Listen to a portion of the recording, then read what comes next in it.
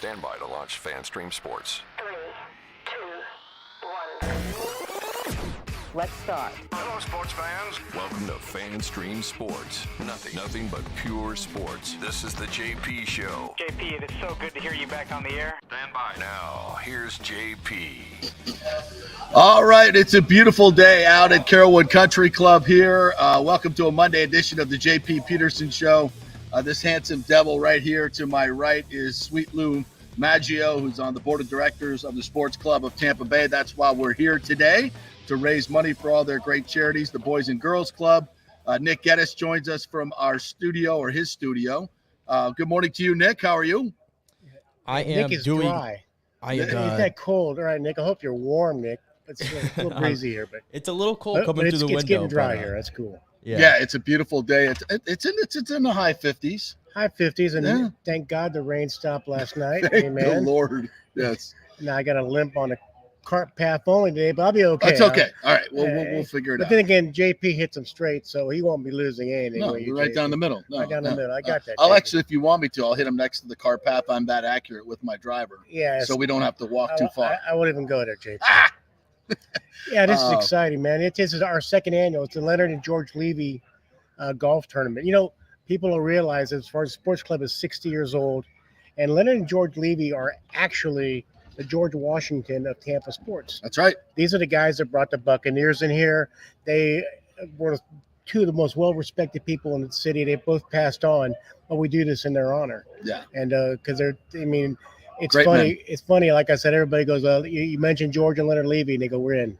Exactly. That's what I mean, because Now you're an old broadcaster myself, so Okay. let me set up the show here for the people, and then we're Okay. going to get to this Tampa Sports Club. We're going to get to. Were you at the USF game yesterday? I was. No, I was there last midweek. I saw. Yeah. I couldn't get in last week. No, Last yesterday night, was but a I tight was, sellout. I was there against Tulsa. So we're going to get to that a little bit. We got some great sound from the players and Coach Amir, so we'll do that. We got Bucks news to talk about with. This is a day where the Bucks can save some cap space by doing some deals. I doubt they're going to be done, but we'll hit that as well. Stu Sternberg blaming you, the fans, once again for him losing money. The most ridiculous thing ever. We'll get into that. And, of course, the Bolts on Saturday night was kind of ugly, so we'll have to talk about that. So before we get to all that great stuff, Go Bulls. I want Lou's going to announce something very special. This is breaking news. And I'd have to say, now I've emceed Yeah, sure. probably half a dozen of these sports club banquets, and they have Hall been of Fame banquet, right? Hall of Fame banquets. They are they're exceptional. They're emotional. The guests, the speeches are Yeah. fantastic. But you got one lined up June Yeah. 6th at Higgins Hall, June 5th, June Wednesday. 5th, that I think is going to be the best of the Yeah, bunch. you go June 6th, you'll miss it. All right. Um, It'll still be going on June 6th, I believe, but- from the speeches. yeah, I tell you. But it starts on June And 5th. here's an exclusive because JP just slipped me $100. Anyway, so I'll give this one to you guys. You're so cheap. Yeah, I know. I'll get you later. That's what they all said about you too. I won't even. Then I can't even start. Anyway, okay. So we're Sports Club 60 years old, Hall of Fame, some great people inducted. Steinbrenner, McEwen, a lot of the Bucks.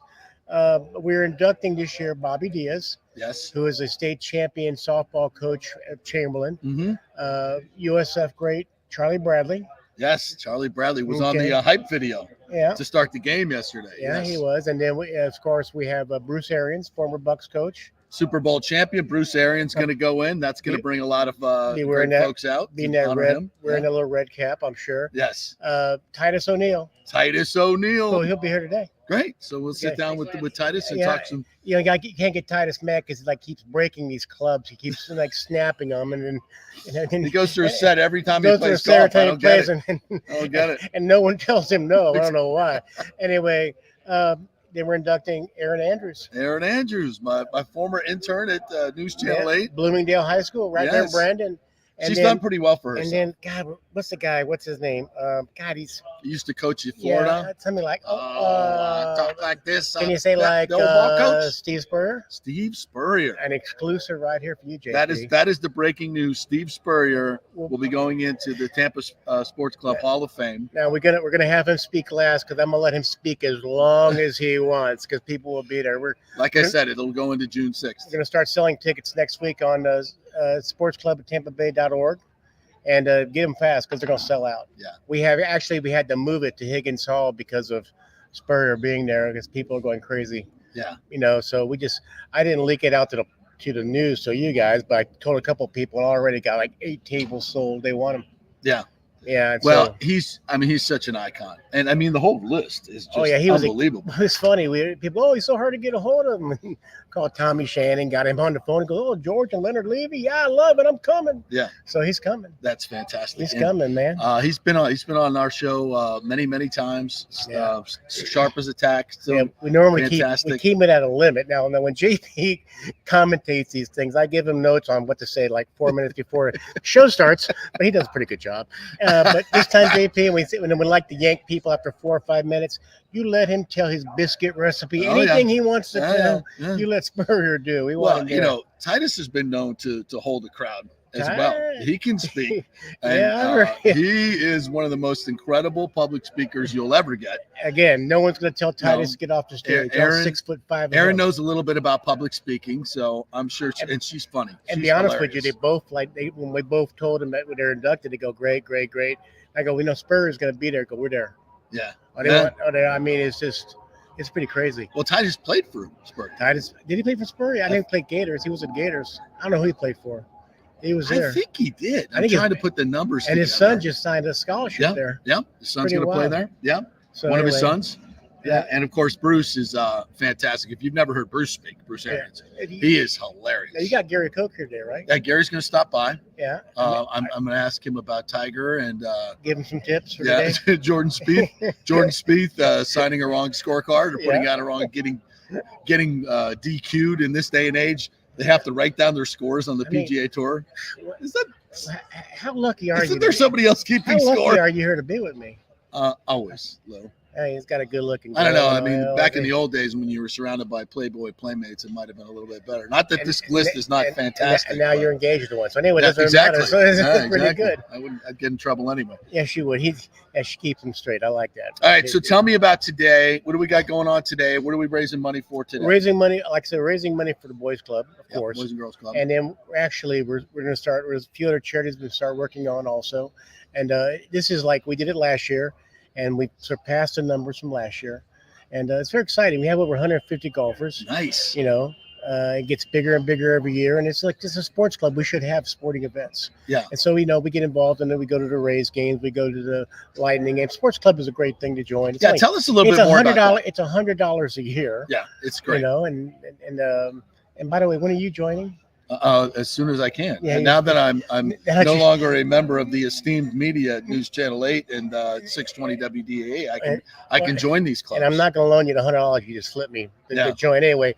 It's $100. It's $100 a year, and it's very cool because we do different events. We have fishing things we do. Plus, every month we'll have a speaker.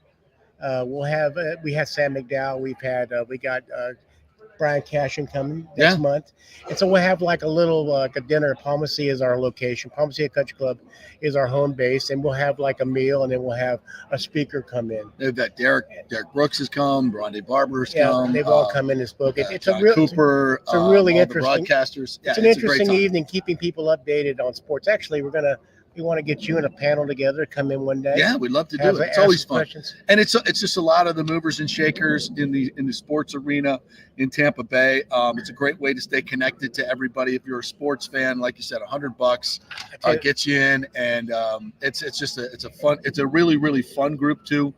You've brought a lot of life to it. I appreciate what you have done. Thank you. Cigar smokers, great networking events. If you have a local business, it's always great to network as well. Awesome. It's a no-brainer. Great speakers. Actually, we had the USF basketball coach a few months ago. God, what a great speaker. He's so good. Being a USF graduate, I'm so happy. And I love the football coach. I'm finally believing again. Yeah, Alex, Coach Gullish was there yesterday as well. But the basketball coach, he gave a great speak. And anyone that can quote Tombstone word for word, my kind of guy. And Proverbs. He did Proverbs yesterday. Yes. And I'm going to tell you one thing. He's kicking some ass, ain't he? Yeah. That was a fun day yesterday. So in fact, we're going to get into it right now. That's a good segue. Thank you very much for stopping by. You like that? You professional segue right into the USF, the lead topic of the show. Just get that check. You MAGGIO. If you don't mind, if you can get that. I thought you just took cash. Cash is good too. Cash is No king. Bitcoin, please. No, All right? no We gotta- Bitcoin? No Bitcoin this Oh, year. Okay, I think I'd take some Bitcoin. we're if I kind were of you. giving up on that. I think there's your TV show Rob right there. Mason, look So at Rob Mason right say there. hello We to gotta- Rob. Got, Well, you got got a Rob. big budget this year. You got a videographer here as well. Yeah. Wow, you Well, guys like are I going. said, I mean, after you pay me, I didn't think there was anything left. we're paying you. I'm giving you golf Of and course free not. You meal. never- You got the PDQ box. You got. Oh, I was sponsored I'm the by best PDQ. bargain in town. Are you kidding me? All right. That you are. That's right. Yes, I am. Good, brother. Thank you, Lou. Take care, man. Good to see you, my man. Take care, buddy. Um, Stay warm. All right, yeah. If you guys want to join, what's the website again, partner? SportsClubOfTampaBay.org. Sportscluboftampabay.org is the website. If you want to join, yeah, $100. It's a no-brainer.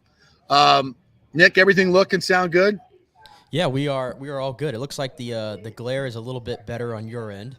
I know Yeah. you said you can't even see your computer. I can't out see there. anything, which is good. And I don't have to look at myself, which is great.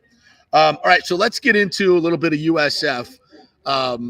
What a game yesterday. And first of all, Nick, what an atmosphere.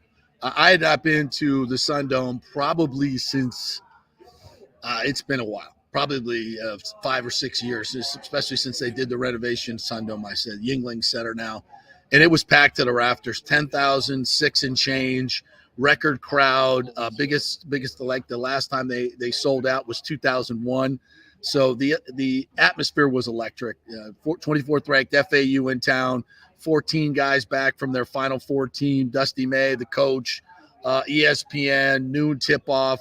Although we really didn't have a tip off. What the hell that was? I have no idea. If you haven't seen the opening tip of this game, is that not the most bizarre thing you've ever seen? That ref had the yips or something. I don't.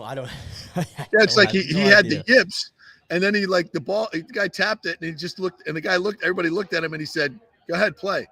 I mean, does it really matter much anymore? It's alternate possession, right? So whatever. But it was a bizarre start to the game, and then the thunder dunk from Mitchell from FAU, and it's just like the place is going. It's like what the hell? Not a great start, and then 5-6 minutes in later, they're 4 for 4 from 3-point range. It was just bedlam. I mean, absolutely bedlam. Chris Youngblood, who joined us on Friday, gave him a little nice karma, a little JP Peterson show karma. 23 points, 3 for 3 for 3-point range, hit some huge buckets, huge free throws, hit the icing free throw at the end. But a game where they went up 25 points, and they were playing just phenomenal basketball. And I'm going to just say this. I've seen a lot of tournament teams in my day, called the FSU games in the early 90s when they had a team go to the Elite Eight, covered the NCAA tournament for years and years and years. And there's no question in my mind, this is an NCAA tournament team, this USF team. No question in my mind. And it's not just because they beat an FAU team, a really good FAU team, and we're up 25 points. And I know it got down to 1, but if you can get up 25 points on a team this good, you've got some players. And if I'm nitpicking, they lack a little bit of size, and the big man in the middle for FAU, the big Russian, was dominant, had 23 points. He kind of got what he needed inside, but they shoot from the perimeter. Selton Miguel was 5 for 7 from 3, 25 points, career high from him. Hit some huge shots, and also he's a guy when you need a bucket late in the game, they just isolate him and he goes one-on-one. He's 6'7", probably 240 pounds. He freaking looks like LeBron, and he's just huge. And he can get his shot in the middle and power to the hole. He can pull up from mid-range. He can hit a three. He was fantastic yesterday. And Youngblood, pretty much the same thing. Another 6'7" kid, very composed under pressure. In fact, he stepped to the line. If you could imagine, and we'll hear from him in just a little bit. If you can imagine, you have a 25-point lead in this atmosphere, and it gets whittled down to 1, literally 1. Now it's 3, and it's about 5 seconds left, so you got to hit 1 free throw to ice this game. And he misses the first. His reaction was to laugh, like he just started laughing at himself, and then just stepped up and hit nothing but net on the second one, giving him a 4-point cushion. And obviously to ice the game. So Yeah, they've got great perimeter play. They can defend the hell out of anybody. They play really, really tough half court defense. They've got good perimeter scoring. Their inside game is okay. It's not great. I think that's where they can be exposed a little bit. But the NCAA game now is very much a perimeter game anyway. There are very few legitimate big men. They faced one yesterday, and they beat them. So there's a lot of different ways to skin the cat. And then you go to the coaching staff. Amir Abdur-Rahim is just he's a special cat. To listen to him talk after the game, and he took questions for probably 20-25 minutes. He was all over ESPN yesterday. And promoting the program, and like he says, the same old USF, the same old South Florida. It's different, and it was different yesterday. What were your thoughts, Nick, watching on TV? Yeah, I go back to a word called care, and I don't think for a while, and for good reason, by the way, I don't think a lot of USF fans have really cared about their basketball program. No. And when you have one tournament appearance in the last however many years it is, exactly, it's obviously hard to care. But the way, and we talked a lot about this last year, how Michael Kelly really was up against it from a pressure standpoint, that you had to absolutely nail these hires, a football hire and a basketball hire. And we already know that the football hire is going tremendously well with Alex Golesh and what he's done there. But not to be outdone, what Amir Abdur-Rahim has done at USF in year one. I mean, this team went 14-18 last year. Yeah. 14-18, and now they're riding in an 11-game win streak right now. They're 12-1 in the American, and 19-5 overall. You mentioned it. This looks and feels like an NCAA tournament team, and I know there's all these different things in college basketball that don't make much sense to a lot of people, whether it's the whole quad 1, quad 2, quad 3, quad 4, all that kind of stuff. And I know USF has only played, I think, like 2 quad 1 teams. But to me, that should not matter. And listen, it's all in their hands. If they just continue to on this trajectory, they got 5 regular season games left. Right. None of them are particularly tough games. And then you win the conference. Obviously, they're going to get in. But I think even then, they deserve a shot. And even in the sense of being a ranked team, I mean, they only got 7 votes last week, I think, in the poll. I think that should absolutely change because FAU was ranked, I think, based on what they did last year, right? Right. And now USF goes in. I mean, listen, for the first 35 minutes or so of that game, they were running them off the court. Yeah, they they're were up running 25 them out of that building. Yeah. And the vibe, I mean, 10,000 people inside the Sun Dome. I saw the line ahead of the game, like wrapped around like all the buildings. And Coach came out and like literally went down the entire line. Like there was so much excitement and joy in that building, and I've never got to see what a home court advantage, if there's even one that exists inside that building. But it was there yesterday. Game was on ESPN, by the way, not on ESPN Plus, not on ESPN 2, ESPNU, none of that. It was on ESPN at noon on a Sunday. It was right there for everybody to see. And USF answered the challenge. They shot so well from 3. That's another thing. If you're going to be in the tournament as one of these teams, you've got to shoot really good from distance. And yesterday they shot, I think, 48% from there. You mentioned Chris Youngblood, 12 of 13 from the free throw line. Wow. He was clutch in that game. And Miguel, I learned this yesterday on the broadcast. They mentioned it. He was like the only returning guy from the team last year or something like that, and he had to go to the bench this year. Yeah. And he responded well by having a career year, averaging almost 15 a game for them, and he was fantastic down the stretch yesterday. So to me, this was a banner day for USF men's basketball, maybe the best we've seen in a long, long time.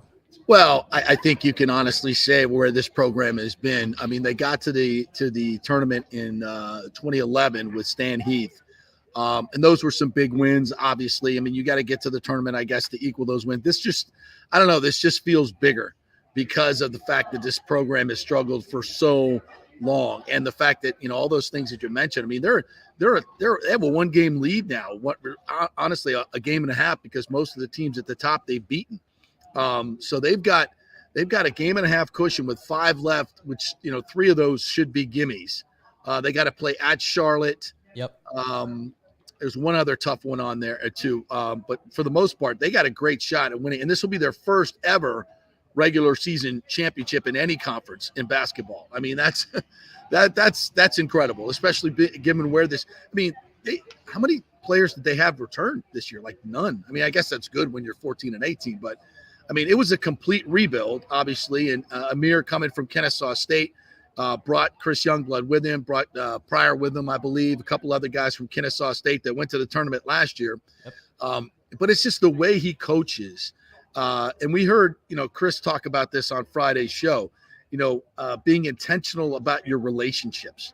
And, this is a coach that really feels like that is the key to basketball, is everybody liking each other, really playing for each other, their true family atmosphere. And they've done a lot of different exercises through the offseason and during the season, to get guys to meet each other on a personal level and really, really like each other and become a close-knit group. And you could see that on the floor. Dusty May, the head coach at FAU, even talked about that, because both these guys coached together at Murray State under Billy Kennedy many years ago. So they're good friends. And they both coach in a very similar style. And it's interesting how they both had incredible success at the mid-major level. And it has a lot to do with the culture that they create. And I know a lot of people don't like, hearing that word, but it is, to me, it's the most important thing in building a program, building a franchise, building a team. It's the culture that you create. And he has created an incredible culture at USF. And these guys really do play for each other. They play hard. Man, they play really, really hard. They play incredibly intense on the defensive end. And you can see the togetherness. Even after the game, the celebration, Amir went up into the Thundering Herd band and all the students, the SoFlo rodeo, and gave those guys a lot of credit for creating a real home court advantage. In fact, let's go ahead and go to some of the sound we got from yesterday. Go ahead and play clip number 1, Nick, of Coach breaking down the win and what it means for his team. This is a program-defining, program-changing, program-solidifying win. Okay, because anytime you beat a team that went to the Final Four last year that has 14 of those 15 guys back, that tells you a lot about the culture, right? And so I'm going to remember it because I was able to do it with a group of guys that they didn't have to trust me when I got here, but they chose to, and I appreciate them for that. Yeah, I think a very fitting tribute to the fans and how important this was to this program. It's when you have a win like this on national television, obviously in the atmosphere that it is, other players are watching. It's a Sunday. A lot of players are home watching this game, see what's up, and they see the atmosphere. The transfer portal is real, folks, and this is what starts people thinking about USF. And the palm trees and all that stuff. And I was going to say, the timing of what they're doing right now, I think, is very important here, because we've talked a lot about how is USF going to grow its homegrown fan base. Like, we know they're out there, we know they exist, and we know that the marketplace is very, very crowded in the Tampa Bay area when you think of having 3 professional sports teams, and then you have all these allegiances to a lot of the other schools in the state of Florida. Right. What they're doing right now, the Bucks are no longer playing anymore right now. The Rays haven't gotten going yet. It's really the Lightning, and it's USF men's basketball who are doing this. And I think that's why the timing of this is very good. Is I think you're going to create new fans of this. I think you're going to get the fan base that was already there is already jacked up, and they found something they can be excited about. I mean, 10,000 people for a noon game on a Sunday. Yeah. Inside the Sundome. I mean, we can't overstate how big of a deal that was. Yeah. And I mean, it got me. You went out there to cover the game. I saw TJ Reeves was out there covering the game. With TJ yesterday. I mean, yeah, all the Tampa Bay media, we've talked about it a lot. We need to put more spotlight on USF. And sometimes, it takes being really good at something and creating a buzz to get more media to come see you and get more eyeballs on it. Yep. And they've done that. So I think the timing of this is really important. And you're going to see almost the fan base kind of galvanize and support this team in a way that we've never seen before. That's a great point. And speaking of the crowd, let's play cut number 2. Here's Coach talking about the home court advantage that they got yesterday. To be able to come out here, to be able to coach this group of guys in that environment with that support is special. It's really special. I don't take it for granted one bit. I tried to soak up every moment of it. It was hard because I'm trying to coach too, but As I say all the time, these guys are a byproduct of each other. I'm just a good coach because I got good players that trust me and believe in what we're doing. And that crowd today was incredible. And that SoFlo Rodeo, they had it jumping in there. That Heard of Thunder Band, amazing as always. But if I'm not mistaken, that thing was sold out up to the third level. This ain't the same old South Florida, my brother. It's not. Open it up. All right, I think I got that wrong. It's the Herd of Thunder Band. I think I called them the Thundering. I'm trying to get all my USF new monikers correct here, and that was a great atmosphere all throughout the building. Here's another. Let's play cut number 3 from Abdur, and this is Abdur Rahim. This is a and something I've noticed about him in these games when they're up 20, up 25, or even down 20, the dude is ridiculously calm. Like hey, no big deal. I mean, here it is. Everything's on the line. I mean, you've had a 25-point lead and they've cut it to 1, and you're about to blow the biggest opportunity in your coaching career.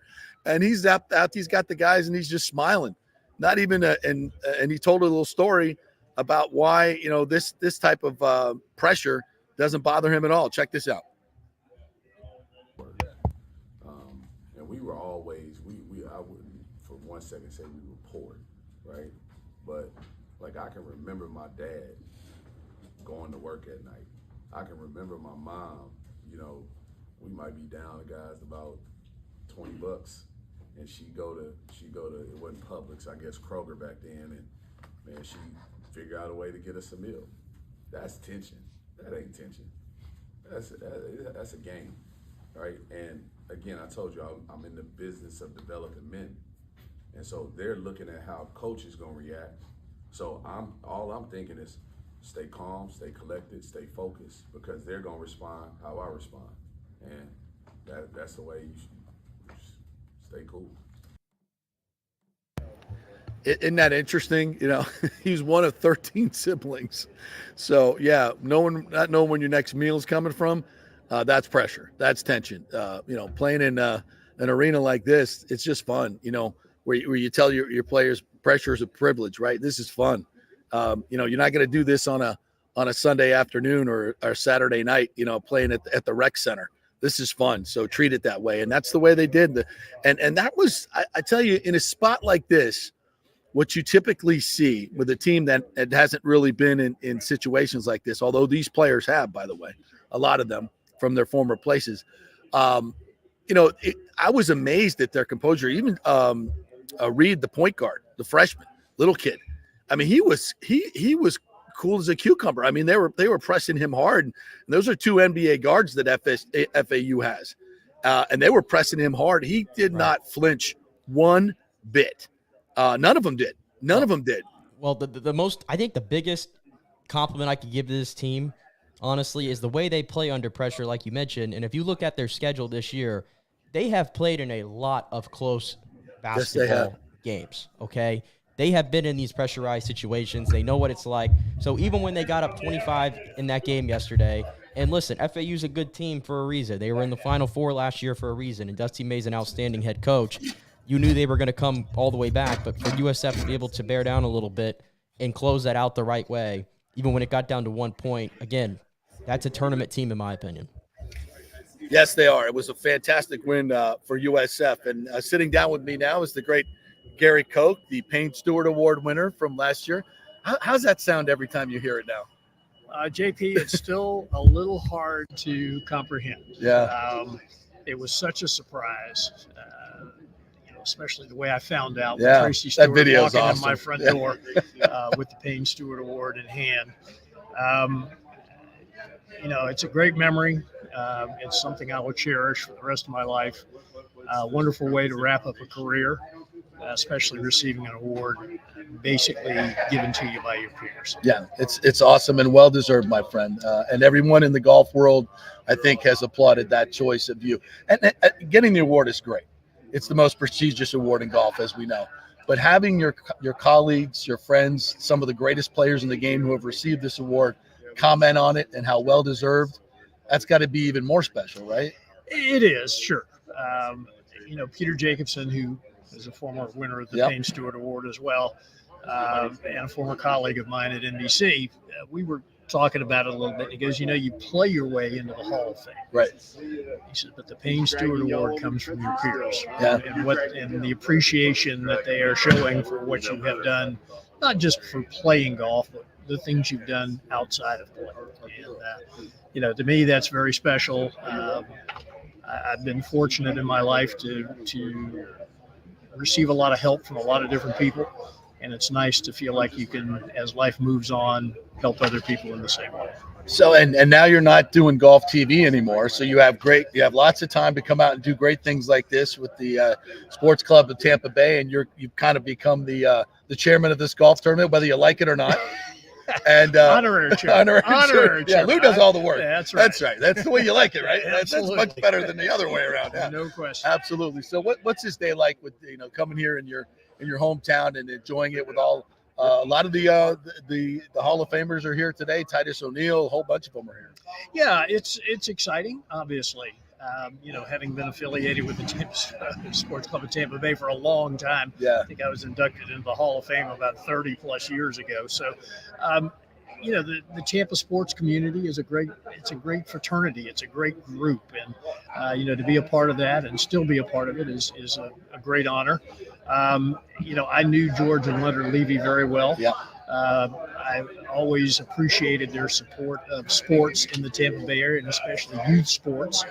And to think that we're able to hold a day, get people together, enjoy, what Leonard and George kind of helped create years ago, and still be able to benefit some youth by providing college scholarships. Yeah. Doesn't get much better than that. Yeah. But let's talk a little golf. Interesting weekend in LA, to say the least. We'll start with Jordan Spieth, and I'm still not sure I understand how this works in this stage. I think there's a lot of people keeping score, but the players are still keeping score and writing those scores down. And if you don't do it correctly, you can obviously be DQ'd. Explain what happened. Well, do we need to change this? Well, I don't know. I'm a little old school, JP, and that, part of the responsibility of the player is to be able to, you and I are playing together in a tournament. First tee, I get your card, you get mine. My responsibility is to write down your scores. And it's also, there's a place on that scorecard for me to write down my own scores. So when you get done, and granted, I understand, double bogey on the last hole, needing to go to the restroom, all these things I've read about. Yeah. The interesting thing to me is, where was his caddy? I'm going to tell you, every single round of golf I played on the PGA Tour, when I got to the scorer's tent, my caddy stood behind me. Right. I checked the scores. I had a method that I went through every single time. I checked the scores. I then had him read me my scores. Right. Double check. Yeah. So, look, I have the utmost respect for Michael Greller. Yep. Jordan Spieth's caddy. Yep. Know him well. Great human being. I wonder where he was to let Jordan sign an incorrect scorecard. To me, part of the responsibility is on Michael Greller, his caddy. Yeah. Now, should this whole thing be changed? Yes and no. I mean, again, I think it's part of the game of golf. I think it's part of the responsibility of the player. The other thing you have to remember, these walking scores are volunteers. Right. They make mistakes. I've had many a walking scorer, when we got to the scorer's tent, call out my scores, and there was a wrong score. Really? Well, sometimes they don't pick up on if a penalty stroke is bad, right, or so forth and so on. If a drop's a free drop or if it's a penalty drop. These are volunteers. They're trained, but they're not experts. Right. So therefore, to try to rely on the walking score solely, I think could be a mistake. Well, in the end, he gets DQ'd, and at a time when, and we'll transition here into what's going on with the PGA Tour, we don't need big name players getting DQ'd. Some of these Sunday leaderboards, Gary, this year, I'm kind of looking at it going, is this the Corn Ferry Tour? What are we doing here? Because so many big names have moved on to live. I'm a little concerned. Well, I'm not so concerned with who's moved on to live because, yes, there are some names. Bryson DeChambeau is a deal. I'm going to go to Pine one day. John Rahm, That's a big deal. A big name. All right. Phil Mickelson was on the downside of his career, as were a bunch of the other guys who've gone to live. Good point. What I'm concerned about more is the creation of what looks to me to be a two-tier system on the PGA Tour. I agree. So when you have these signature events, of which you now had 8 this year, you have the 4 majors. So now you're talking, there's 12 events that your big names are going to play. Yeah. They'll add in some others, no question, but you don't know where those will necessarily be.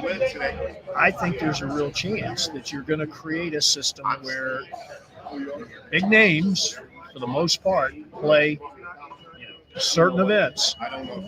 The other events are going to be left with the guys who aren't considered to be big names. Now, I will say, an event like the Valspar Championship coming up here in March, because of being at such a great venue, the Copperhead course that so many players like, and now where it's positioned in the schedule where the match play event, the WGC match play event, is not the week following. That event went away. They've got commitments from Patrick Cantley, Xander Schauffele, Jordan Spieth, so they're going to have a really good field. They'll have some of the big name players, and that will happen occasionally on some of these events, but it's a big concern to me that we're creating a two-tier system. Will Valspar get a chance? Will there be a rotation for Valspar in the tournaments to become signature events? I think a lot of that is going to depend on the willingness of the sponsors to pony up the extra money. And, the question then becomes, is it worth it? Right. Whatever the commitment that Valspar has now, for that to be, if they had the opportunity to become a signature event, they would then be on they would be responsible for the increase in the purse and so forth and so on. And I think that's about $10 million. I think a lot of sponsors are looking. Honda's gone. Wells Fargo, longtime sponsor there in Charlotte. This is the last year of their deal. They've already announced they're not going to renew. So, I think there's a potential problem there. Are you going to find enough sponsors every year to, fund these signature events? So this new influx of money that we hear about from, I guess it's the Fenway Group, essentially, that's probably the name best. How does that play in? Is this replacing what was going to be the Saudi money coming in? It'll be fascinating to see, and I really, to be honest with you, I'm pretty much in the dark. I don't think anybody knows a lot of this. So. I don't think a lot of people know it really a whole lot. Yeah. I think it was a preemptive move, by the tour to not have to solely rely on the PFI, the PIF fund. Yeah. My understanding is there's still negotiations going on between the tour and the PIF fund that. Some of the policy board people think it makes sense to still include them. Yeah. Which, not being on the inside and not knowing the ins and outs, it's hard to say.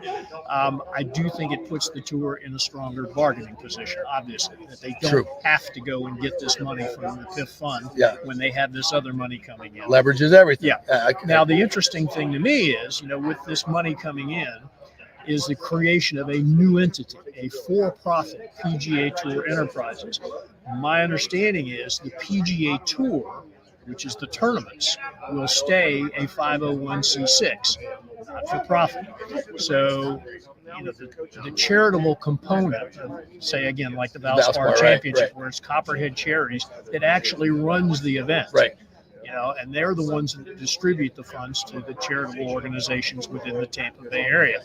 My understanding is the intent is for that to remain the same. Okay. So those charities will still get money. Yeah. Now, they will, but of course, maybe not as much. Right. Which is a big deal to a lot of tournaments. Yeah. The tour is now requiring every tournament to provide every player a courtesy card. The type of food being served in the player dining has changed. More portalettes on every very course. Important. Very important. So there's a lot of things that it sounds like the tournament's going to be responsible for from an expense standpoint, which of course means that the bottom line is less money would go to charity. All right, I know you got to go warm up. So last question, it's by law we have to ask about Tiger. Tiger got an illness this week. I was listening to Sirius XM, bunch of guys on there just debating whether Tiger will ever win again. And it's funny, nobody wants to say no. Nobody wants to say no. But, nobody wants, they don't want to say it, but they all know it. He's not going to win again. I hate to say it. If I'm a betting man. Yeah, I could see where, if you were a betting man, you would bet against him. But, a lot of people have bet against him before and they've lost. Right. So a couple of things there. One, I'm still impressed with the change he's had to make to his golf swing. You can see it. I mean, he's gotten much bigger in his upper body again. Yep. His golf swing is very much an upper body swing because he can't use his lower body the way he used to when he was younger.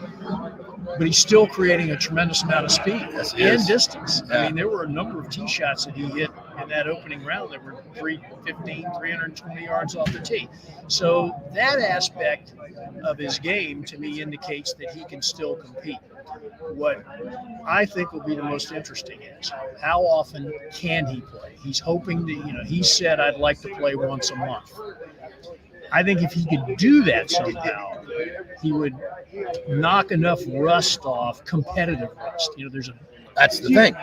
There's a big difference. Yeah. Playing golf at home, and even though he's playing with his Ricky Fowler and, some of these other guys down there in Jupiter, and they're playing probably big money games and all that, which is great. But when you stand on the first tee and they announce your name and you've got that pencil and scorecard in your hand and you have to write down those numbers and you have to hold every putt, it's a different game. Bobby Jones said it best. There's golf and there's tournament golf. And, until he can play, to me, in a more consistent basis competitively, I think his chances of winning are almost none. Yeah. If he can compete somewhat regularly in competition, then I would say the chances increase. Yeah. Well, Gary, as good a player as you are, you got no chance to win this tournament today because I know how bad these guys cheat. You got and you don't. Well, so you got no shot whatsoever. Again, winning, not that important. Raising money for scholarships for kids, very important. Very important. Gary, thanks so much for stopping by. I appreciate it. Always great to see you. Always a pleasure, JP. The great Gary Koch right there. Yeah, he's got no shot. I already know who the winning team's going to be. I can just tell by the scorecards. Yeah. All right, we're going to take thanks, Nick. I appreciate you holding down the fort back there at home. We'll get back to USF. Let's go ahead and take a break. We'll come back on the other side and finish up on USF. We got a lot of other stuff to get to. Stu Sternberg pissed me off again. Can't wait to talk about this. We got some Bucks talk and all kinds of fun stuff and more guests coming your way here. We're live from Carrollwood Country Club here in Tampa. This is the Sports Club of Tampa Bay Golf Tournament, annual golf tournament. We'll be back in 3 minutes. Stay with us.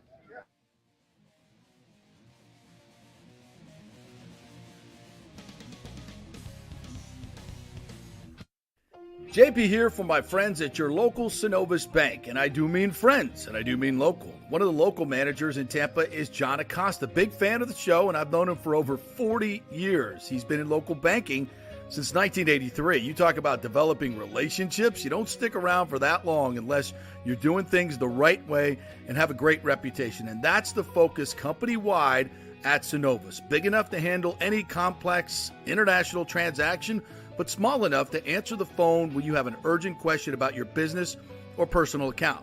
And for personal accounts, they have a very easy app that works great.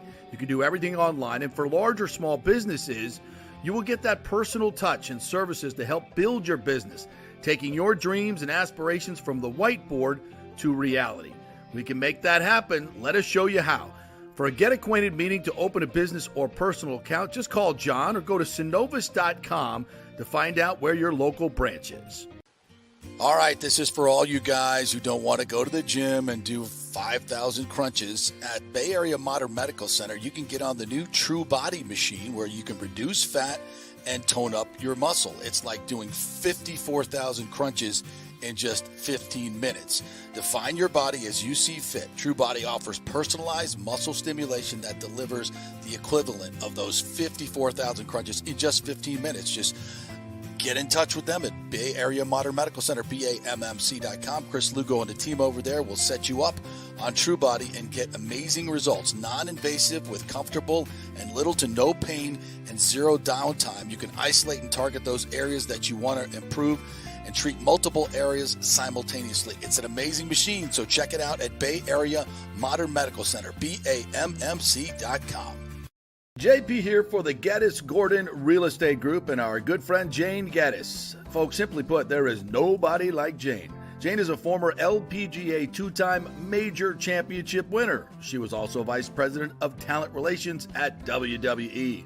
She also has a law degree from Stetson. So if Jane can drain a 10-footer to win the U.S. Open and stare down Hulk Hogan in the boardroom, you want Jane on your real estate team to not only negotiate the best deal, but find you the perfect home or investment property. And when you work with the Geddes Gordon Group, you become part of the real estate family and get concierge services that include expertly staging, marketing, and preparing your home for sale. Advice on golf properties. Hey, you might even get some golf tips. Many of their clients become friends long after the sale or purchase is completed. It's all part of the deal. So if you're looking for that perfect home or investment property or trying to get top dollar for your home, go with Jane Geddes and the Geddes Gordon Group because there's nobody like Jane. Call 813-485-6808 or go to geddesgordon.kw.com. That's GEDDES Gordon.kw.com or call 813-485-6808. Let's go! Right now. Back to the show on FanStream Sports. All right, welcome back to the JP Peterson Show here on a Monday. We're coming to you live from the Carrollwood Country Club. It's the sports club of Tampa Bay's annual golf tournament. We already talked to Gary Koch, Lou Maggio. Titus O'Neill will be running around here somewhere. We'll try to grab him. Who knows who might show up here. The celebrities running around everywhere here. So, and they announced their Hall of Fame class, this is going to be a big one, Nick. I have to get you a ticket to this one. Steve Spurrier will be going in this year along with Titus O'Neill, Bruce Arians from the Buccaneers, Super Bowl champion, and Bobby Diaz, softball coach at Chamberlain. Aaron Andrews, I mentioned her, and Charlie Bradley. Can't even read my own writing. Charlie Bradley, USF, all-time leading scorer. So that should be fun. All right. Let's, Brandon, by the way, brought to you by the Jeeves Law Group, JEEVES lawgroup.com.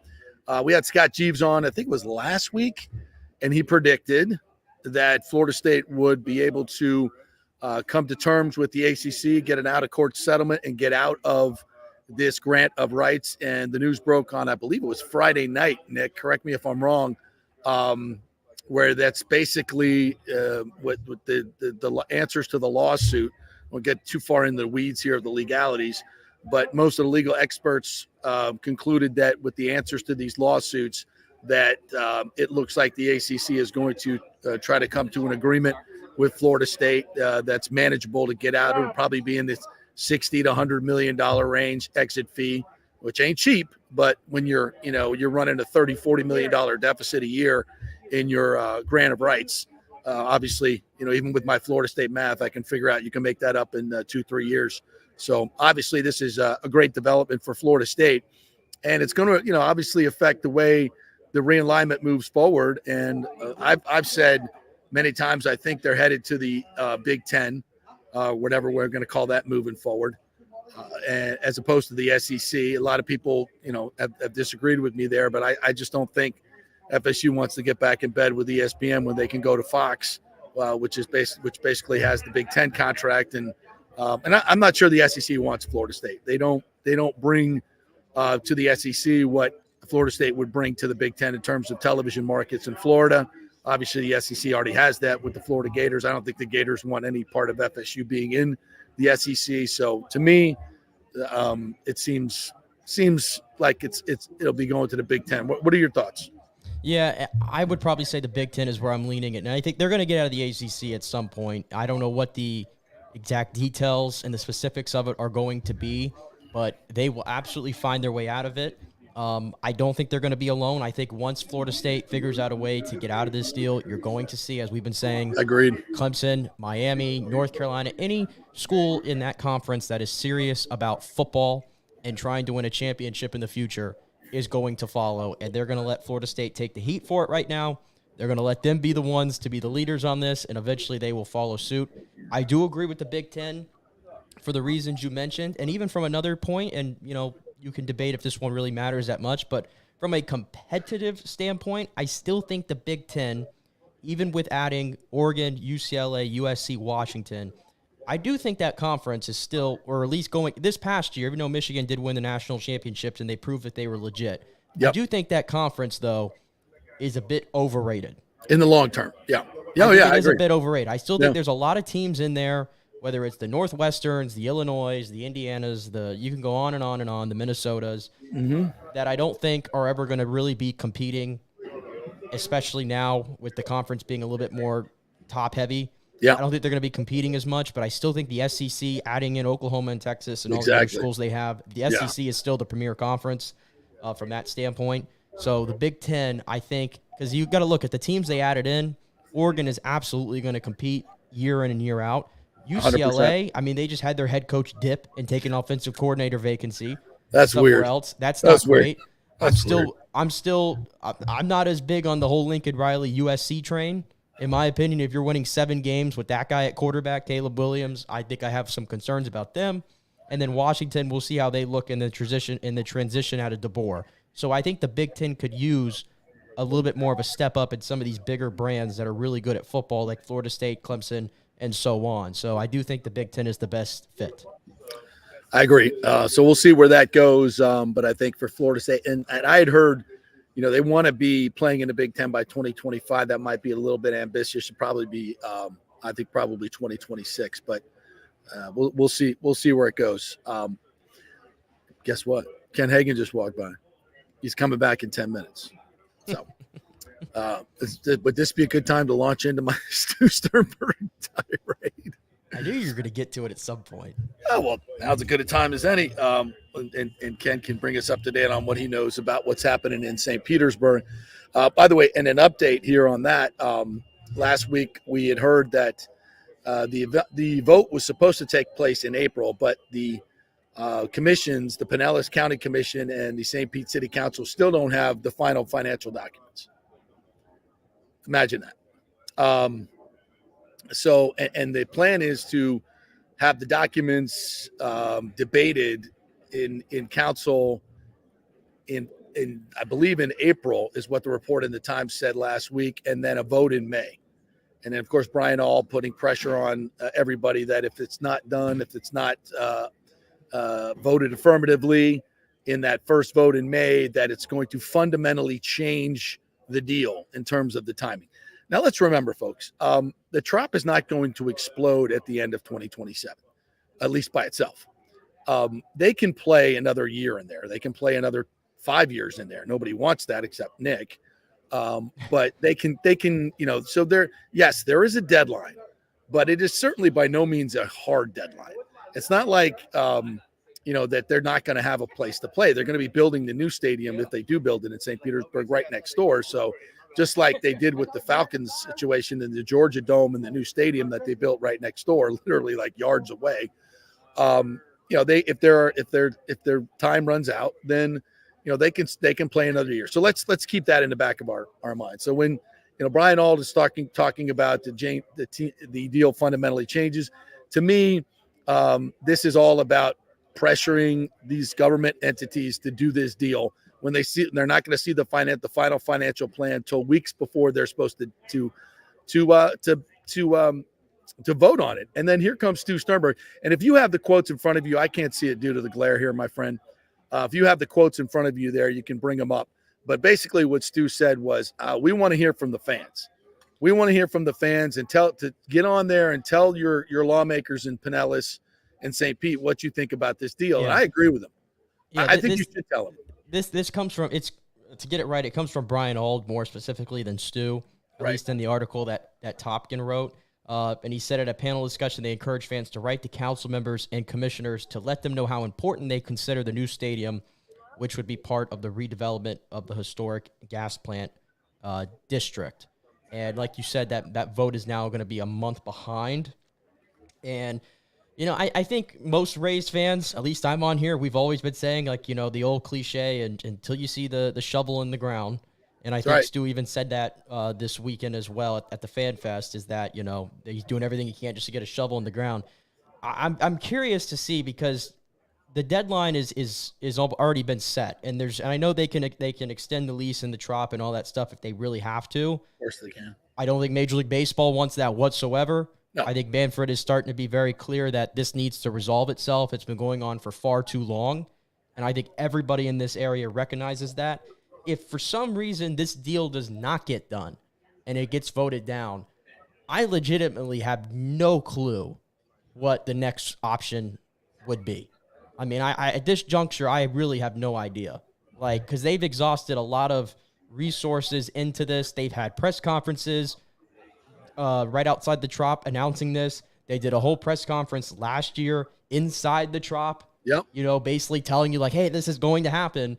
And then if for some reason it doesn't happen again, it's like, are we back to at the beginning again? Like, what's the next option? What's the next stadium locations? Does the city of Tampa all of a sudden say, hey, we're going to put more into this? Like, I don't know. I know the financials here are kind of the issue for the city of Tampa. And, of course, the fact that Stu Sternberg wants more of the money up front, which was the difference in this deal and the difference in the deal that the city of Tampa offered them.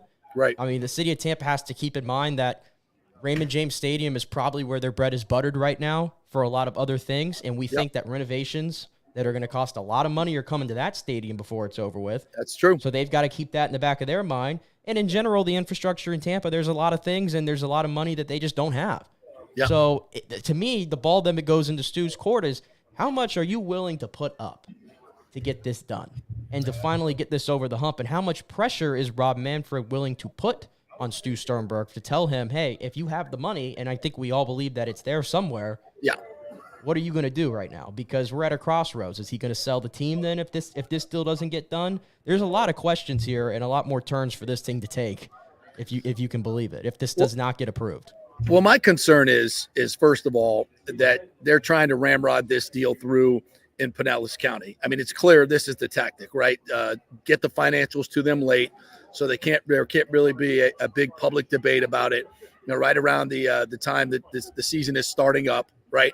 And then put pressure on them to vote affirmatively, or the deal's going to blow up. And that's no way to handle this. That's no way to do business. There needs to be a thoughtful review of the financial plan, so everybody, including the constituents of Pinellas County and the city of St. Petersburg, know what they're getting into. And I think they're trying to avoid that, because I think this is a deal.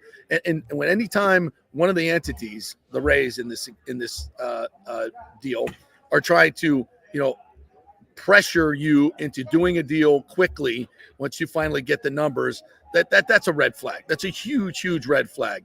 And there's already been, contrary to what you hear other places, there have been a lot of reservations on the commission, on the county commission and the city of St. Petersburg, some of the councilmen, about how this whole thing has been presented to them. And they're uncomfortable with a lot of the financial dealings and the interest in $1.2 billion in public money, which is going to be exactly what the final number is going to be by some estimates when you throw the interest in. We've talked about other projects that would be much more beneficial for the city. So I think that's a problem. That's a huge red flag. And most of this, and to me, it's exactly what they did in Miami. You're going to do a bad deal, put it in a failed location, and you're going to have the same problems you've always had. There's no reason to believe different. There's not, it's a new stadium. Yeah, well, that always wears off in 2 or 3 years. I just think it's a bad deal for the taxpayers, and I think they're trying to ramrod it through because he wants the upfront money, and he's going to take the money and run. That's my personal opinion, and all signs point that way. Yeah. So so that's the stadium deal, and I think it's far from done. And what Manfred said about it, he knows he still wants the deal in Tampa. There's still clubs or still people trying to buy this team, and the people that want to buy the team, I've been told, do not want to build in St. Petersburg. So I think there's still a lot to be done, but to me, this is all about them trying to get that upfront money, the Rays, that is, put a stadium in a bad location, and then they're going to cash out and leave town. So they don't care about the long-term In fact, I think Stu's so bitter about this whole stadium thing that he would rather leave the city of St. Petersburg, that he's always said is not a major league city. Brian Auld has said it 100 times that Major League Baseball cannot survive in MLB. What changed their mind? A lot of upfront money from the city. That's what changed their mind. So, I mean, that ought to raise a lot of red flags. Right. And the second part of this is how staying in the location that they're at right now and not having the new stadium, of how it affects how they operate the baseball side of things. And of course, those are the things that I care about a lot. Right. And we did get this little blurb in the Top Gun article. And again, this is from Stu speaking on WDAE with Jay Retcher and Zach Blobner. This year's payroll is going to surpass $90 million for the first time, and Stu described it as "quote unquote" uncomfortable having a payroll that surpasses $90 million for the first time. And he says, as a result, the team will be in the negative territory on the profit and loss page. And then he added that revenues from the new stadium, such as naming rights, sponsorships, and suite sales, will have a positive impact on the field as far of payroll. I mean, listen, when an owner comes out directly at the Fan Fest, surrounded by the fan base, and goes on the flagship radio station and says that he's uncomfortable with spending $90 million on a baseball team, not $200 million, not $300 million, $90 million. That I'm makes sure he you was challenged uncomfortable? by the hosts of the show wait, Stu, your revenues are well over $300 million. You can't afford a $90 million payroll? This is another thing. Like, if I'm Rob Manfred and I'm those in Major League Baseball, and I hear one of our owners say that spending $90 million, which is typically the bare minimum when you look across the league. Like, there's only like 3 teams that are spending less than that or something like that. That makes you uncomfortable. Coming from a man who's getting reportedly $85 million a year in local television revenue that he already got up front for most of the first year. According to the lawsuit, $500 million that he moved out of the Rays account into a separate account that he solely owns, a separate Rays entity that he solely owns. That's money that was from that, reportedly from that television deal that he got up front, $500 million. That's not to mention the money that he's made over the last 20 years when his revenues are over high 200s, low 300s. Forbes saying that they're one of the most profitable teams in the league. This is a joke. It's a complete false narrative. It always has been. And he's going to keep saying it because he knows he's got friendly people in the media. They're going to keep repeating it. And I will say this, the fan base is smarter than that. From what we see on Twitter, from what we see in social media, the fan base knows that that's 100% not true. Well, so, and here's the thing. It's like, if you're not. And if he's acknowledging, and he said it right there, that a new stadium would make it sounds like, if I'm interpreting this the right way, a new stadium and all these other things that come with it would help them spend more money on players. And you yourself have said that as well. Then why are you not exhausting every effort to get this done long ago? And why is it coming to this point? The reason, and I guess the theory I'm having on this is he's a businessman and he's running this like a business. Right. And what do businessmen do? They look for the best ways to get the best out of their product by spending the least amount of money. Well, That's some smart businessmen. And here's the thing. And also, and he might feel justified in that because he can point to, well, since I took over this baseball team, all we've done is win.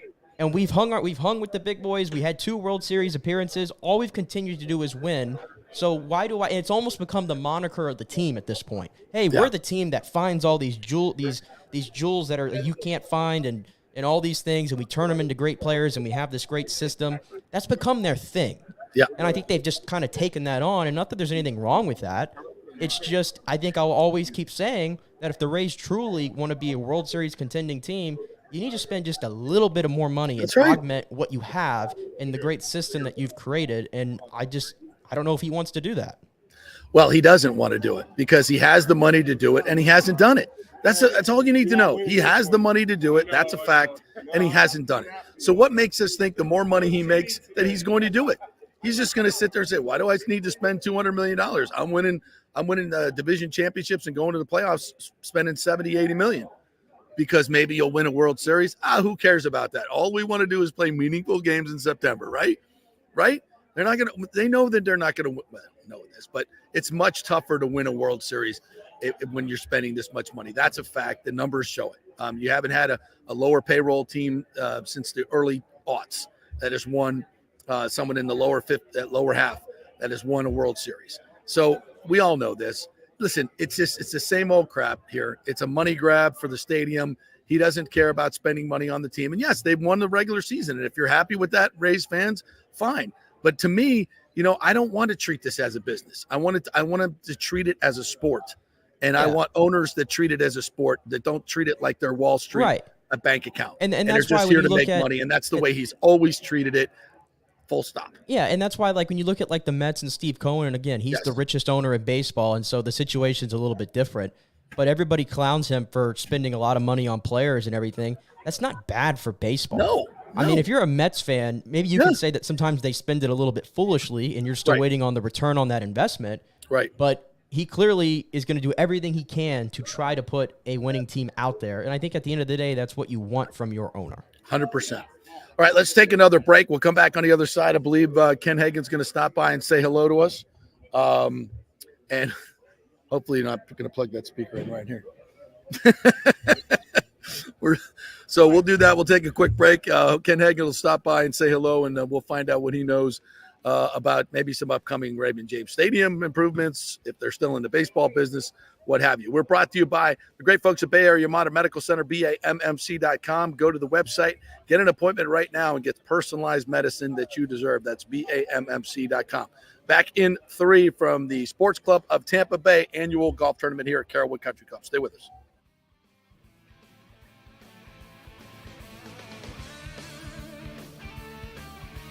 JP here for the Jeeves Law Group, Jeeves. Call for a free case evaluation, 888-9-JEEVES. That's 888-9-JEEVES. We're local, we're trusted.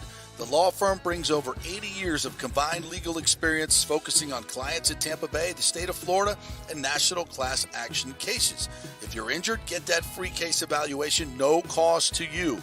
The Jeeves Law Group's focus is on auto, truck, and motorcycle accidents, as well as class action and consumer protection law. Scott Jeeves is a board-certified civil trial lawyer and a certified circuit court mediator practicing in the Tampa Bay area for over 30 years. You hear him on the show all the time. Great guy, big Gator fan, and great for the community. The Jeeves Law Group is a highly skilled team with years of experience that will apply their skills, expertise, and knowledge to assist individuals who have been in an accident with compensation for damages, lost wages, medical expenses, pain and suffering, and property damage. Get that free case evaluation, 888-9-JEEVES. That's 888-9-JEEVES. JP here for my good friends at Italiano Insurance, and they did it again. Once again, Italiano Insurance stepping up with the best customer service. I was in a bind. My old insurance company, my auto insurance, jacked up my rates, so I called Charity at Italiano Insurance, and she stayed till 9:30 at night until she got my insurance done. And guess what? She searched all these companies for me. I didn't do the work. She did. Saved me $1,000 on my annual premium. $1,000, folks. That's real money. And that's what you get at Italiano Insurance. Great customer service. And here's another note for you, by the way, with hurricane season up. 40% of people in Florida are underinsured. That means if you have something happen during a hurricane and you need replacement costs, you're going to get 40% less than you deserve. Can't let that happen. Call the folks at Italiano Insurance and get them to help you out in both those regards. They will save you money and keep you insured properly. That's 813-877-7799. Great folks in the community, been doing it for over 60 years. Italiano Insurance, 813-877-7799. Start the new year with a new diamond from the Gold and Diamond Source. It's still engagement season. Where better to get that special ring than the Gold and Diamond Source? Of course, I just got mine there. I'm engaged. You should do the same thing. Let's go. Gold and Diamond Source has the largest selection of engagement rings in the country. A literal jewelry superstore with 30 times the inventory of any normal jeweler. And if you have a loved one or a special person in your life who has a birthday this month, maybe you have an anniversary coming up, you can get 15% off the January birthstone, which is garnet, as in garnet and gold for all your Seminoles. Celebrate that mythical national championship. And it's the Gold and Diamond Source's 40th anniversary. For the past 40 years, they have taken pride in offering only natural diamonds formed over billions of years from the Earth's incredible forces. And gold prices are at an all-time high. Now's your chance to turn your jewelry box into a cash machine. It's the perfect time to trade in your broken or unworn pieces for something new and stunning. It's the Gold and Diamond Source, 3800 Omerton Road, always online at thegoldendiamondsource.com. Let's go. Right now. Back to the show on FanStream Sports. This is The Strike. 102.5 WHPT, HD2 Sarasota, Tampa, St. Pete. All right, welcome back to the JP Peterson Show here as we're coming to you live from Carrollwood Country Club. Beautiful day out here. It's about low 70s, maybe high 60s. Beautiful sunshine, and sitting down with me now is County Commissioner, head of the County Commission. Are you still head of the County Commission, Ken Yes, Hagan? sir. Yes, sir. I know it bounces around from see if I can get your handsome face on there. There we go, right there. How you doing? We're doing well. It's a great day. Got to get out here to support a good cause and hit him around a little bit. And then I show up and ask you stupid questions and ruin your day. Yeah, I know. Oh, man, all good. Are you watching? I'm sure you are. What's going on in St. Petersburg? They've now delayed the vote. Shocking development. And I guess they're going to brief everybody in April with the final numbers and then have a vote in May. What from an observation standpoint, what do you see going on over there? Candidly, I'm watching from afar. After spending so much time in political capital over 13 years, it's tough to to keep following it. But I did notice how they kicked it back to May, I believe. Not surprised. I mean, there's a lot of details in that. I think when the initial plan was rolled out, it seemed a lot better than it really was. Yeah. I think, and I'm sure you've been following it closer than I, but I think the final number is probably going to be upwards of $2 billion on the taxpayers, if I'm not mistaken. And once you include, it's $1.3 billion to the taxpayers, but probably more than that. But I think that's before infrastructure. I think that's going to be included in the project that might push it closer to that $2 billion number. So, wow. It's a lot. We'll see. I mean, it's a lot. Again, I'm very happy. I'm pleased that they're going to remain in Tampa Bay.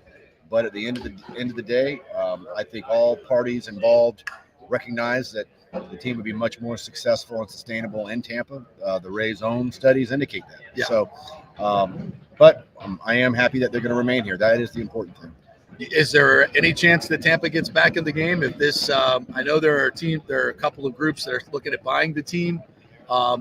There's been reports that could be imminent, and the people I've heard that are interested in buying the team do not want to build in St. Petersburg. Why would you want to if you're trying to maximize your revenues? Which, of course, if you buy the team, why wouldn't you want to do that? Any chance Tampa's still in ball game? Well, yes, but the reality is the ball's in St. Pete and the Rays court.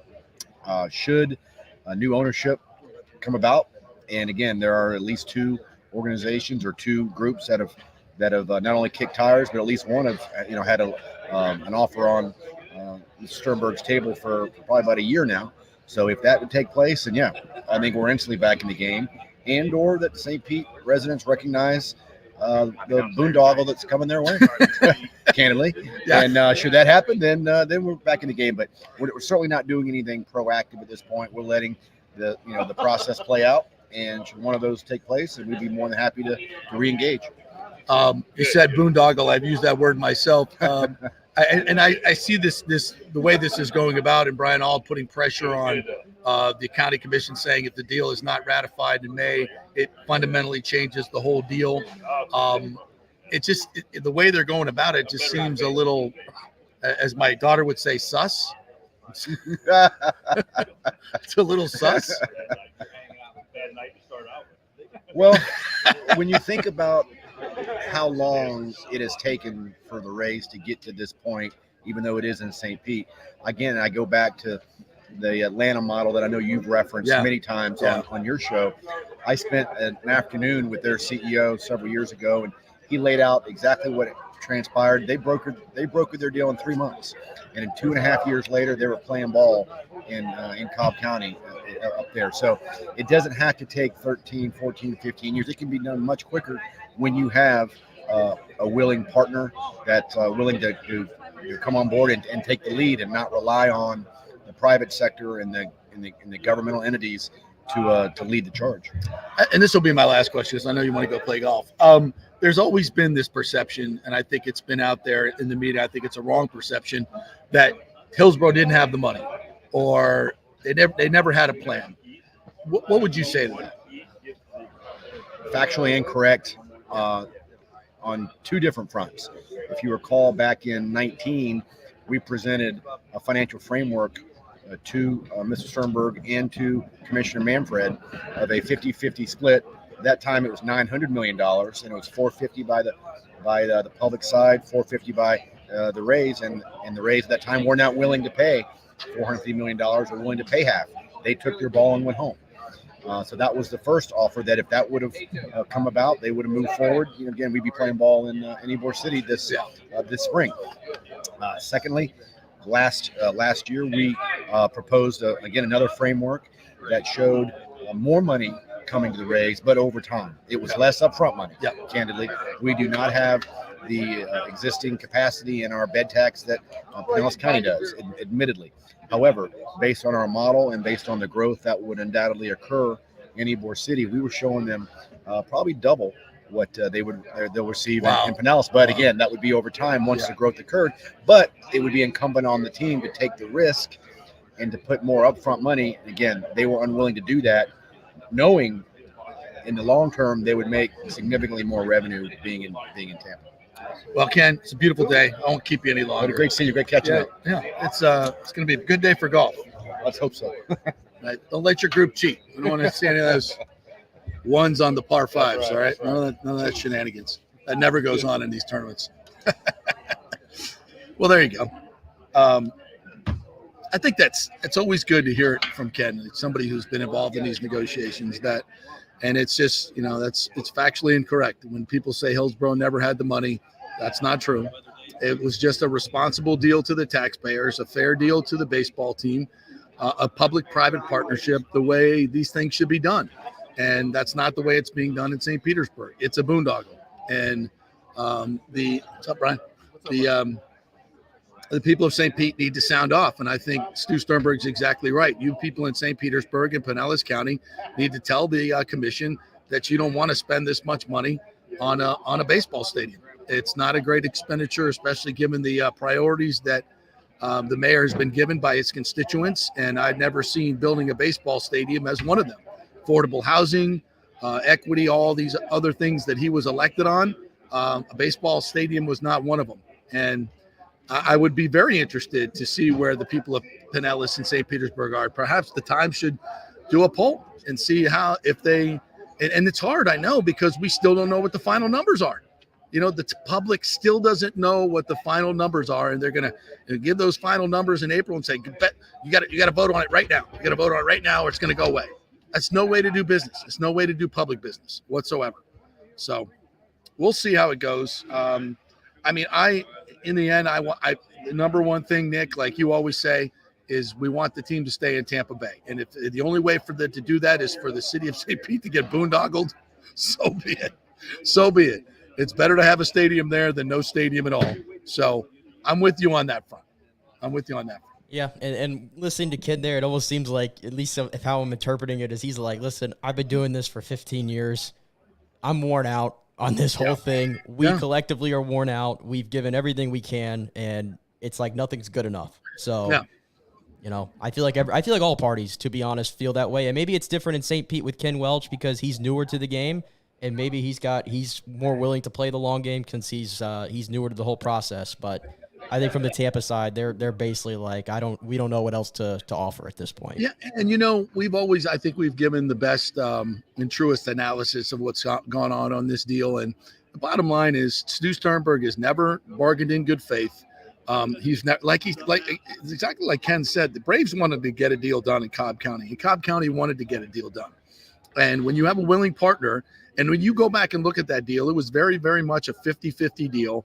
In fact, the Braves paid the overtures, so it's probably more 55-45. And of course, the Atlantic Journal-Constitution came out and said what a boondoggle it was going to be, and it's turned out to be incredibly successful for Cobb County. And I know you can read some studies that say it's not, but when you factor in all the businesses that have come and the office buildings that have been built, which are never figured in the quote economic impact, the direct economic impact. You figure in in totality, everything that's happened in Cobb County, it's an incredible home run. And they built up with the battery there, huge monies for Cobb County schools. So it can be done. It can be done simply. It can be done the right way, but you have to have two willing partners. And Stu's from the get-go, his entire deal was, I don't want to pay a penny. And I want to get, naming rights and everything else to pay for me and make as much money as I could possibly make. And he's made over $1 billion in the value of the franchise, probably more when he goes to sell it. His initial investment, I think, was like $50 million, his own initial. And now the he basically owns 90% of it, and it's worth probably close to $2 billion. I mean, how much is enough? How much is enough? And it's net, and no, everyone can agree that for the majority, and I think the polls that we have seen, the unscientific polls, have been 75-80% of the fan base wants the stadium in Tampa, and you're going to build it in a failed location for $2 billion public money. It's a stupid idea. It's a failed idea, and I hope that the Pinellas County folks and the city commission and the mayor finally come to their senses. And I think the fans and the people, the constituents, should let them know. Just like Brian Ault said, let them know, and they'll find out that they don't want it. Of course, they only want you to let them know if you're in favor of the stadium. If you're not in favor of it, they don't want any. They want you to shut the hell up. But if you're in favor of it, make sure you tell them. So if you're not in favor of it, I think you should tell them too, because that's your tax money. That's your tax money. Even if it's tourist tax money, that's still yours, right? Because that's money that could be used for other things that could benefit the county, other things that would be more beneficial. So, Titus, you come sit down for a second, or you got to go? You good?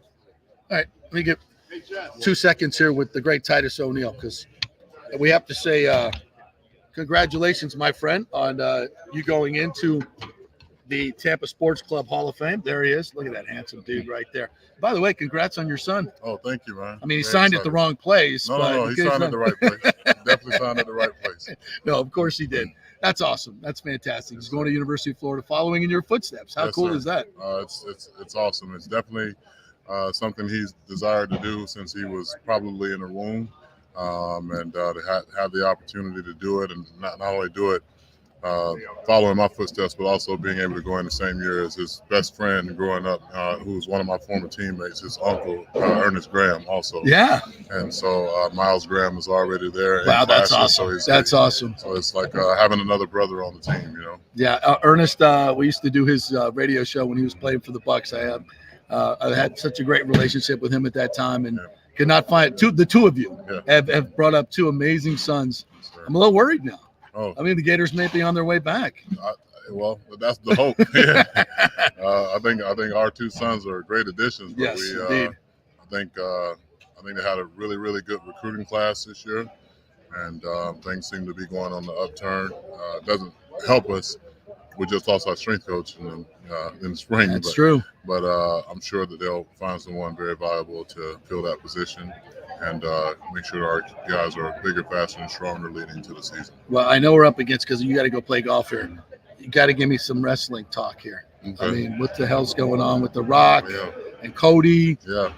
What are your thoughts on this? Yeah, the way this whole thing is unfolding, it's very interesting to say the least. So long, people have built up the match to be between Roman Reigns and The Rock, family affair, things like that. Now it still is a family affair. Cody definitely is going to get a chance to finish his story, but every week is going to be something leading up to WrestleMania that I think puts another twist and a turn on this crazy world that we live in WWE, and looking forward to just seeing it all unfold myself. I love what The Rock said at Super Bowl. That was hilarious. All right, Titus, thanks, man. Appreciate you stopping by. Yes, sir. And congratulations. Thank I'll see you at the Hall of Fame inductions. Yes, sir. It's heck of a class. The great Titus O'Neil. See, Nick, I got that wrestling question in for you, buddy. I know. I'm glad you asked the right one too. Everybody wants to know. Did I ask the right question? Yeah, everybody wants to know about The Rock. So. All right, we got to hit a break. They're about to do some announcement here and be really, really loud. So quick break. We'll come back on the other side and continue here at the Sports Club of Tampa Bay annual golf tournament here at Carrollwood Country Club. Back in 3. Stay with us.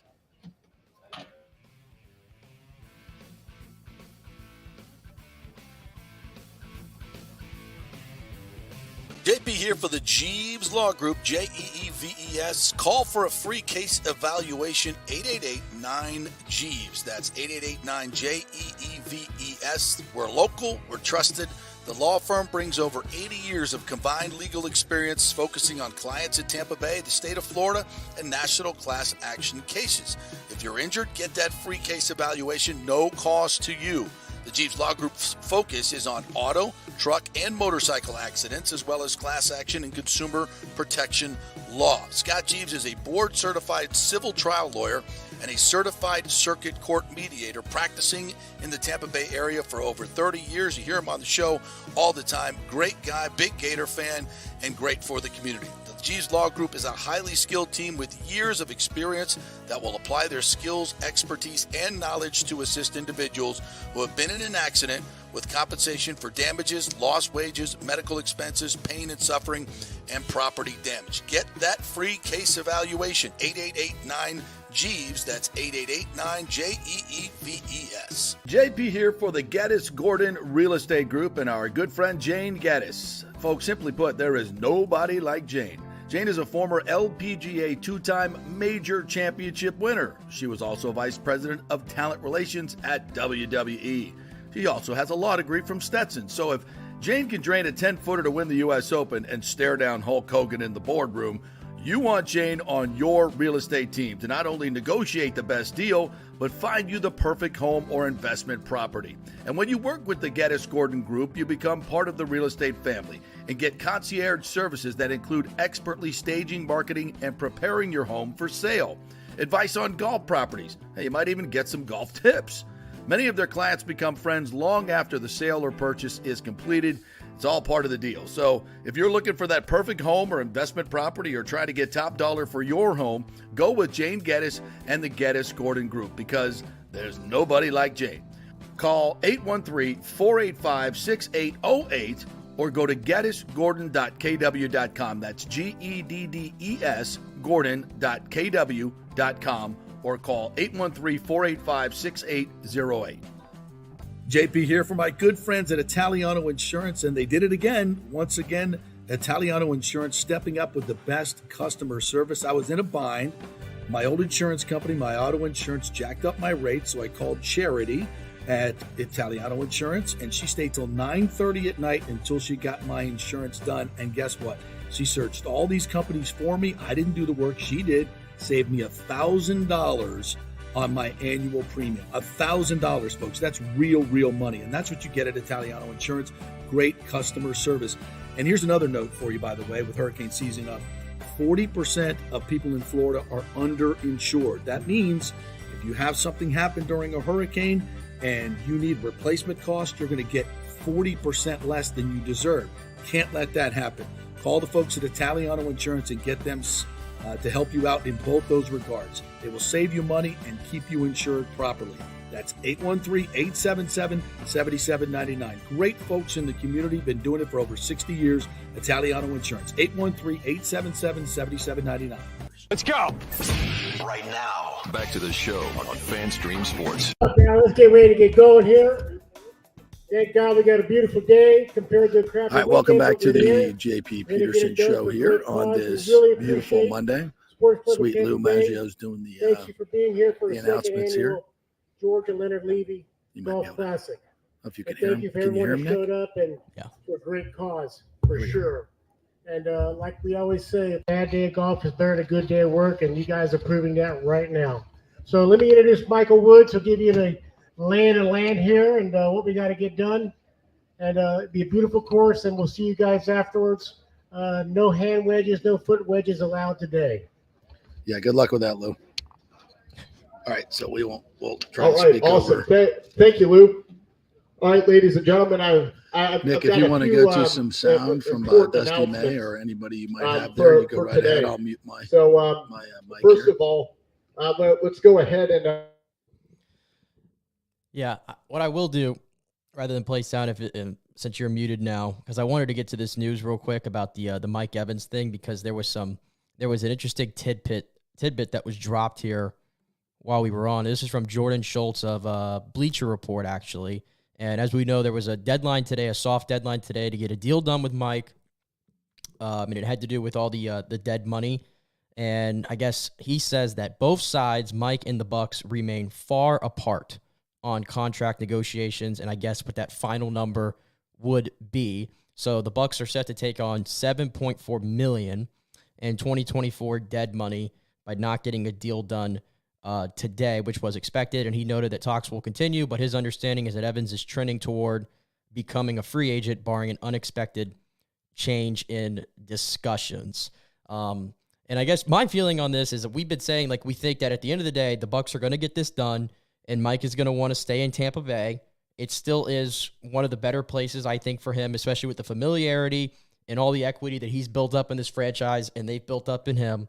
And knowing that their window is starting to maybe reopen just a little bit, that Mike Evans will eventually be a Buccaneer, we would like to think, for life. But listen, this is also Mike's last chance at getting a payday, and he owes it probably to himself to go test that free agent market and see what else he can get out there. And to be noted, he's also not the top wide receiver on the free agency market. There are some younger receivers that if they hit free agency, they're going to supplant Mike Evans as that guy. And I'm talking about T. Higgins from Cincinnati, Michael Pittman, some other guys who are younger, who are probably going to be more priority than Mike. But all it takes is for one team that feels like they're close to they're knocking on that door of being a Super Bowl contender, and they see Mike Evans, they see the consistency, the experience, the fact that he'll step right in and he'll probably understand a playbook right away, all those things, and they give him a good deal, and maybe it's more than the Bucs are willing to give or can give, then maybe he won't be a Buccaneer anymore. And I think a lot of this is the Baker Mayfield situation that's going to affect this, is what is the final number for Baker Mayfield going to be? Because as much as you love Mike Evans and we want him to stay, I think at this point, Baker Mayfield is the priority. He just has to be, because he is the quarterback. And if by some reason the Bucs are not able to keep Baker Mayfield, well, now you have a wide open hole at quarterback and you're picking 26. And you're not likely to find that franchise guy there. Maybe you do, but it changes so many things. It changes things about your Super Bowl winning potentially opening in the next year or two. And so that's where it's at. So I think they have to probably treat this a little bit delicately, in that Baker has to be the priority when it comes to Mike and him. And, of course, Baker says he wants to come back if Mike's coming back. So the two situations go hand in hand. It's going to be fascinating. So I don't think I would get too concerned yet, because we expected this to happen. They were never going to get a deal done today. But at least Mike is going to test the free agency market, and we'll see what the numbers are, and how much would you be willing as a Bucs fan. And again, it's not your money, obviously, it's the Bucs, but how much would you be willing? What's that threshold of where you cut it off with Mike? Is it going to be $30 million? Can Mike command $30 million on the open market? Because I'm telling you, if that's the number, he probably will not be a Buccaneer. But it's just a wait and see game there, I would believe. So, JP, I don't know if they wrapped up the all right, ladies and gentlemen. Yeah, they're coming to an end here. The announcement. So yeah, I want to. That was really well said. Those of you that are starting on Meadow or Pine, everybody wants Mike go ahead and to out to your end his career as a Buccaneer, but there comes a number where it's just too much, and you have to say to yourself, what are the options? There are other receivers out there. There are other receivers in the draft that will they be Mike Evans? Nope, they sure won't. He's a Hall of Famer. He's a once in a generation player, but he's going to be 31 years old. And would I pay Mike Evans $20 million a year? Hell yeah. Would I pay him 25, 28 for guaranteed for 4 or 5 years? No, I would not. Yeah. And that sucks. That sucks. And the thing That's the business of football. And if one of them doesn't come back, Baker or Mike, does that make both of them not come back by default? We don't even want to think about that, but we could be sitting here, and heading into the draft without a quarterback and without a number one. Well, you still got Chris Godwin, and he's a damn good receiver. But he's not Mike Evans. Would Chris have more touchdowns if Mike wasn't there? Yeah, probably. But again, Mike is not the only receiver in the game. There are some great receivers. I mean, when you go look at the list of receivers in the game, the top 10, top 25 receivers, there's a lot of top 10 lists that don't list Mike Evans. I'm not saying that's right, but there are a lot. And there's some great receivers that are coming out in this draft. And so it sucks. The business of football and the NFL sucks sometimes. But if Mike is his number one goal is to get paid, then and you still have thank Tristan. Thank you first. Yeah. And you still have Tristan and Antoine looming. All right, team, how we doing down there? Those of you Just in general, and Pine, I mean, if you're looking to to maximize your salary cap, do you want to be paying, your wide receivers in the $45 million combined range? It's not. There's a lot of good teams that don't do that. You got to find, just like quarterbacks, you got to find younger receivers on rookie deals, and look at historically, have there been any wide receivers age 31 and after that have been super productive to the tune of worth $28 million? I'd probably say that's a very small list. It's a very small list. So unfortunately, that's going to be tough, but we'll see how it all works out. I know Mike wants to stay here. Maybe this is just posturing by his agent, but if it's all about the money, then he may be a Houston Texan. We'll see, and the Bucs will keep playing football. Also, and it'll suck, ladies and gentlemen, those of you, I all right, let's take another break. Nick, you're going to bring it home for us here. I'm going to head back out there and embarrass myself playing golf. We've got some more USF sound. We got some more stuff I know you're going to bring to the folks. So great day here at Carrollwood Country Club. We'll have more for you tomorrow. I'm going to do a few post interviews here. We'll get some of the other guys, and we'll bring that to you tomorrow. So quick break. Nick will bring it home for you. Thanks, guys.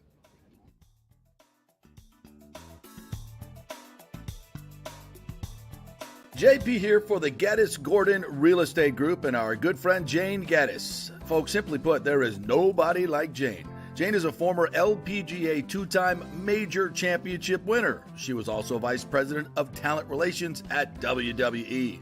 She also has a law degree from Stetson. So if Jane can drain a 10-footer to win the U.S. Open and stare down Hulk Hogan in the boardroom, you want Jane on your real estate team to not only negotiate the best deal, but find you the perfect home or investment property. And when you work with the Gaddis Gordon Group, you become part of the real estate family and get concierge services that include expertly staging, marketing, and preparing your home for sale.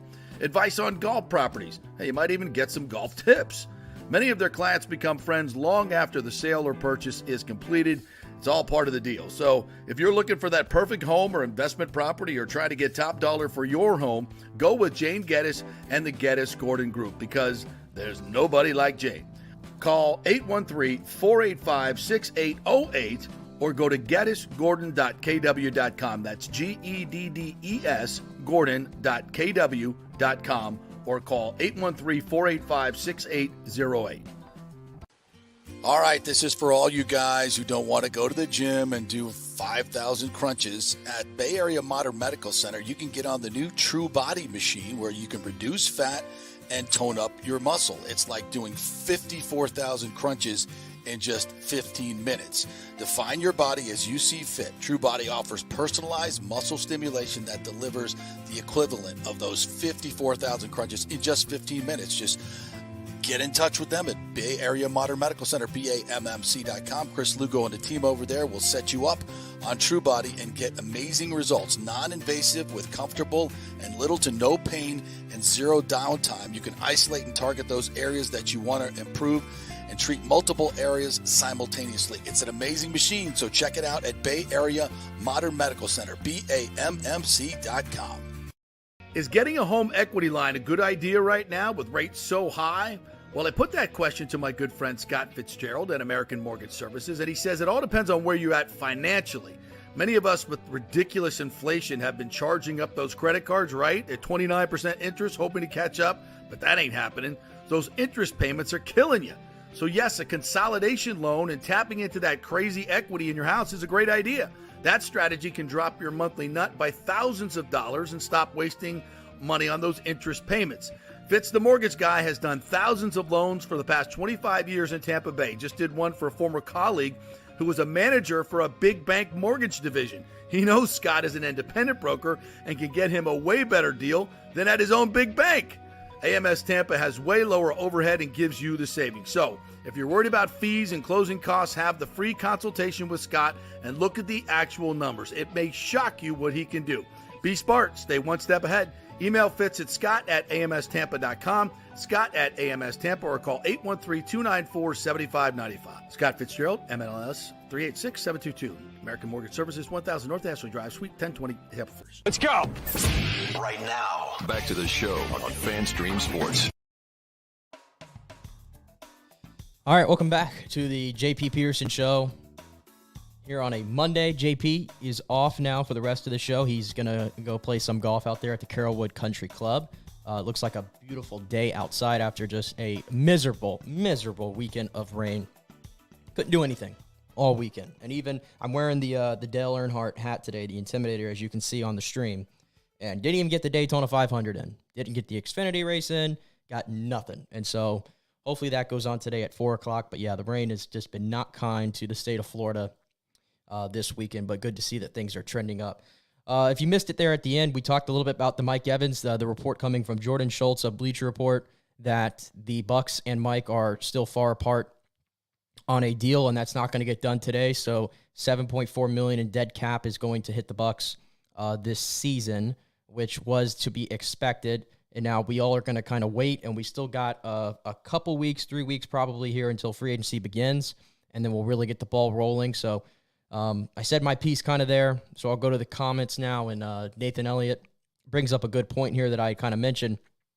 If Mike Evans leaves, Baker leaves, then the rebuild will begin. Yeah, the way the Bucks are constructed right now, and I said this last week, I went on the Pewter Report podcast, and we were kind of talking about when can the Buccaneers Super Bowl window sort of open, and how close are they to being a caliber team, a contender in the NFC. And we looked at the NFC, and you think Detroit is probably best positioned for years to come because of the youth that they have, and they probably could still add to that as well. They got some holes that they need to fill up, mostly on defense, but Detroit's probably that team. San Francisco still has a lot of talent, albeit they're aging a little bit, so their window might be shrinking.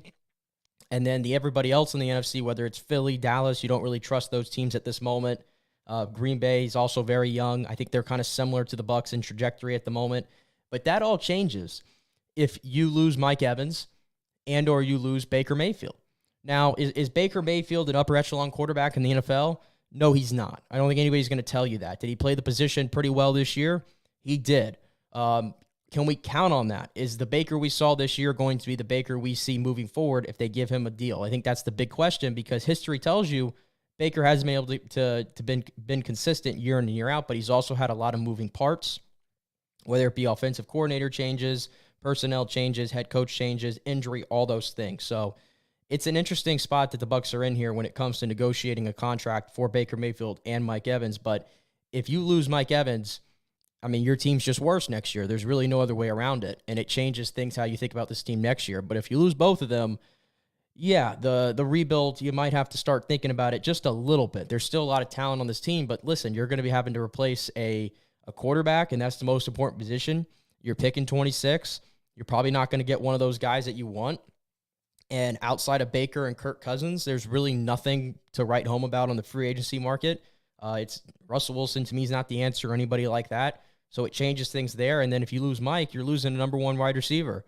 And people might think, well, you still have Chris. Well, yeah, you do have Chris, and Chris is a good receiver. But Chris Godwin, even though he's 27 years old still, I think he's an older 27. He's been banged up a lot, and he's had major injuries.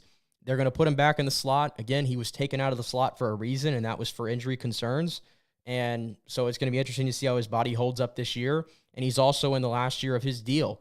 The draft class is loaded with really good receiver talent. I think it would be in the Bucs' best interest, even if they bring back Mike. I still would try to invest in that position within the top 3 rounds. I know they might have some other needs, but again, the league is skewing offense, and I think the Bucs could use some more weapons. So that's going to be interesting there.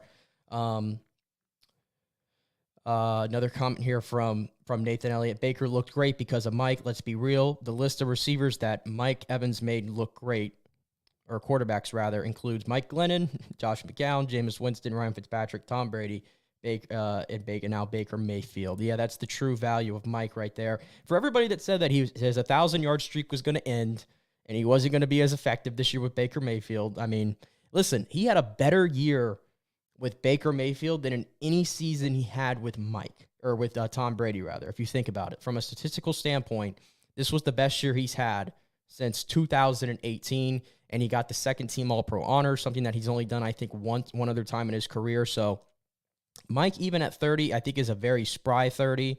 I actually think at times he looks like he's even younger than Chris is and more healthy than him. He seems like he's getting faster. He's definitely a more polished route runner now than he was when he came into the league. So there is a lot to like about Mike. But again, there is probably a magic number that you are not going to go past. I mean, it's just the reality situation. The cap room that they have right now, they're going to eat into that just by trying to get these 4 guys locked down, and Mike Baker, Antoine, who probably is going to get the tag, and Tristan Wirf. So, yeah, there's a lot of things here. James said Bucks can't lose Evans, and Jason has to know that. Fans are not prepared for a Trask and a draft quarterback without Mike Evans. That will not fly. Yeah, it won't. And it'll be tough when you look at the trajectory that they're on and how they ended the season. You think they're in an upward trend right now. But again, losing these players would change so much about that. So, again, I wouldn't get too concerned yet. Let's see what happens. Let's let it play out. Mike, at this point in his career, this is the last big payday that he's going to get, and he owes it to himself to go look around. And I know Houston is the team that gets talked about a lot. They're certainly on the upward swing. It's his hometown. C.J. Stroud already has Nico Collins and Tank Dell and some good receivers, but Mike Evans would be a big one there. So I will say this. For anybody that thinks Carolina is getting Mike Evans, I think you're insane. Mike Evans is smarter than this. He wants to win.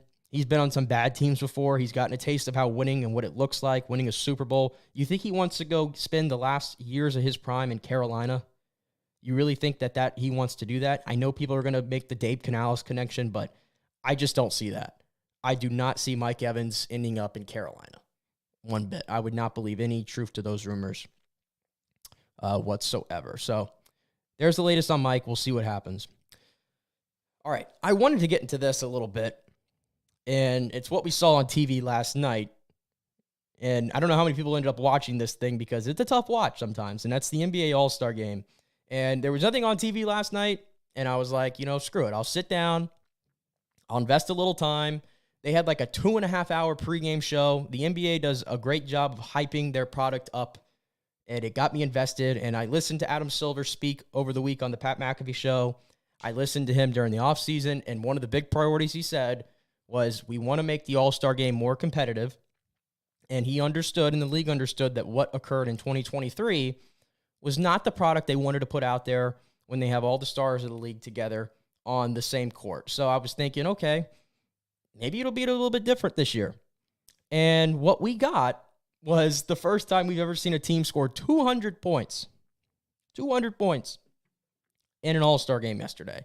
I kind of like when they did the target score type deal. I don't know why that went away, and they just decided to go completely play 4 quarters of basketball, 12 minutes, and you ended up having essentially a 3-point barrage in that All-Star game last night. I'm trying to get the actual number because it was almost hard to even fathom that there were this many 3-point shots that were taken from both teams. Yeah, the West shot 71 3-pointers, and the East shot 97 3-pointers. I mean, we were almost pushing 200 3-pointers combined shot from both of these teams, and that's what the All-Star game has kind of become. There was hardly any defense played. We have multiple players who outright just do not care about the game whatsoever. I think Nikola Jokic, I love Nikola Jokic, but listen, he would probably rather be doing anything than attending that All-Star game. The same goes for Luka Doncic and some other players. And I think at this point, after seeing what happened, I think everybody's going to say that something needs to change. I almost feel like the game needs to go away. The NFL took away the Pro Bowl game. I mean, if you listened to me a couple weeks ago and we were talking about the Pro Bowl games, I don't really enjoy that either, to be honest with you. But the NBA, to continue to let this happen year in and year out, and especially in that city. I mean, they were in Indianapolis, and talk about the meccas of basketball and all that kind of stuff. Basketball is Indianapolis, and Indianapolis is basketball. And to have that product be out there yesterday for everybody to see, I thought it was a little bit embarrassing. I really did. And some of the players say we got to find a way to make it more competitive, and nobody's asking them to go out there and play this like this is a playoff game necessarily. But let's show a little bit, There's been some All-Star games in the past, even as recent as 2020. I recall that was a very close game, and they were getting close to that target score thing. I think they had to hit like 160. And all of a sudden, you saw both teams, the last 5-ish, 10 minutes of the game, they started to actually play some real defense, and it was really tough for some of those guys to score when you had all the great guys out there kind of trying a little bit. So we've seen that in the past, but it's just completely gone away. And the whole thing, the All-Star weekend in general, you could always hang your hat on that All-Star Saturday night at least was going to be entertaining and it was going to be fun. This All-Star Saturday night was just dull. It was completely dull. I mean, they held it inside Lucas Oil Stadium, a football stadium, and I think they had it like cut off like at a half capacity or something like that with the curtain and all that. It seemed like there was no buzz in that building whatsoever. Just zero buzz. The dunk contest is completely just a shell of itself. And you even had Jaylen Brown compete, and he's like the first like kind of star of the NBA, sort of say, that has competed in this thing in a long time. And the dunks that we saw from him, I mean, he was getting like 49s and 50s for some dunks that really just were not all that impressive. The scoring was a bit interesting from some of the panelists there. But yeah, the dunk contest, having Mac McClung, you know, kind of run away with that. Is that great for the dunk contest?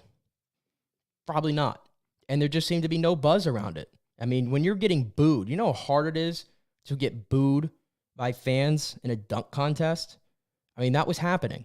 The most entertaining thing of that entire Saturday night was the Sabrina versus Steph three-point shootout. That was great. We love to see that. And Sabrina Ionescu shooting from the NBA line, scores 26. Steph obviously outlasts her and gets 29. That was a great showcase, I think, for the WNBA and that product, and to get more eyes on her. And I think they'll probably replicate that next year, probably with if Caitlin Clark comes to the WNBA, I think you could probably just go ahead and write that down. Steph versus Caitlin next year, and that'll be fun. I think that's kind of the new event going forward on that Saturday night, because the dunk contest is essentially dead. We can just call it that. 3-point was okay, but the game, again, it leaves a sour taste in your mouth. Most of these All-Star games do outside of Major League Baseball, because, I mean, it's hard not to try when you're playing baseball, obviously. So I know that one changes, but again, it's just the players. It feels like they have to be incentivized to do anything, it seems, at this point. I mean, Adam Silver had to put in a rule this year, making it to where players, if they wanted to be qualified to win awards such as the MVP, they had to play at least 65 games. I mean, doesn't anybody think that that's a bit of an alarm going off right there? If we're having to straight up incentivize players to win awards, we need you to play a certain amount of games. And then you were still getting pushback from some of these players that have spoken out about this, right? And everybody's losing their mind because Joel Embiid is having an MVP season. It looks like he would have been the slam dunk winner. And now he's probably not going to be able to suit up in 65 games, and he's not going to win that award. I mean, and again, he's having more serious injuries, obviously, so I'm not advocating for him to play through that by any means, but it's just interesting that they're having to incentivize guys to almost play regular season games. And I can't for the life of me figure out where we got to this point. I mean, is it ring culture? I mean, we've talked about how winning a ring is the only thing that matters now in professional sports, and especially in the NBA. And it seems like guys now are just not taking the regular season serious. A lot of them are not. So I don't know. The NBA, to me, has to fix this. And I think at this point, the solution is probably just doing away with the game, because it just doesn't seem like anybody's interested whatsoever in taking part in that. So there's my little rant on the NBA. I know a lot of people probably they take it for what it is. It's a showcase of the best players. They rack up the points, 3-point shots. I mean, Dame's hitting like 50-footers. That was kind of cool to see at some point. But, yeah, not especially a great look for the NBA there. So, all right, let's take we got to take one more break here. So let's get that in, and we'll come back and we'll wrap up. Get into a little bit of the Lightning, who had not the best showing this weekend. I feel bad for anybody who was at Amalie Arena on Saturday night. That was not great. So I'll dive into that and a little bit of a look ahead of what they're doing. Again, this is the JP Peterson Show, brought to you by the Jeeves Law Group, Bay Area Modern Medical Center, Italiano Insurance, Golden Diamond Source, the Geddes Gordon Real Estate Group, American Mortgage Services, and Synovus Bank. Back in 3.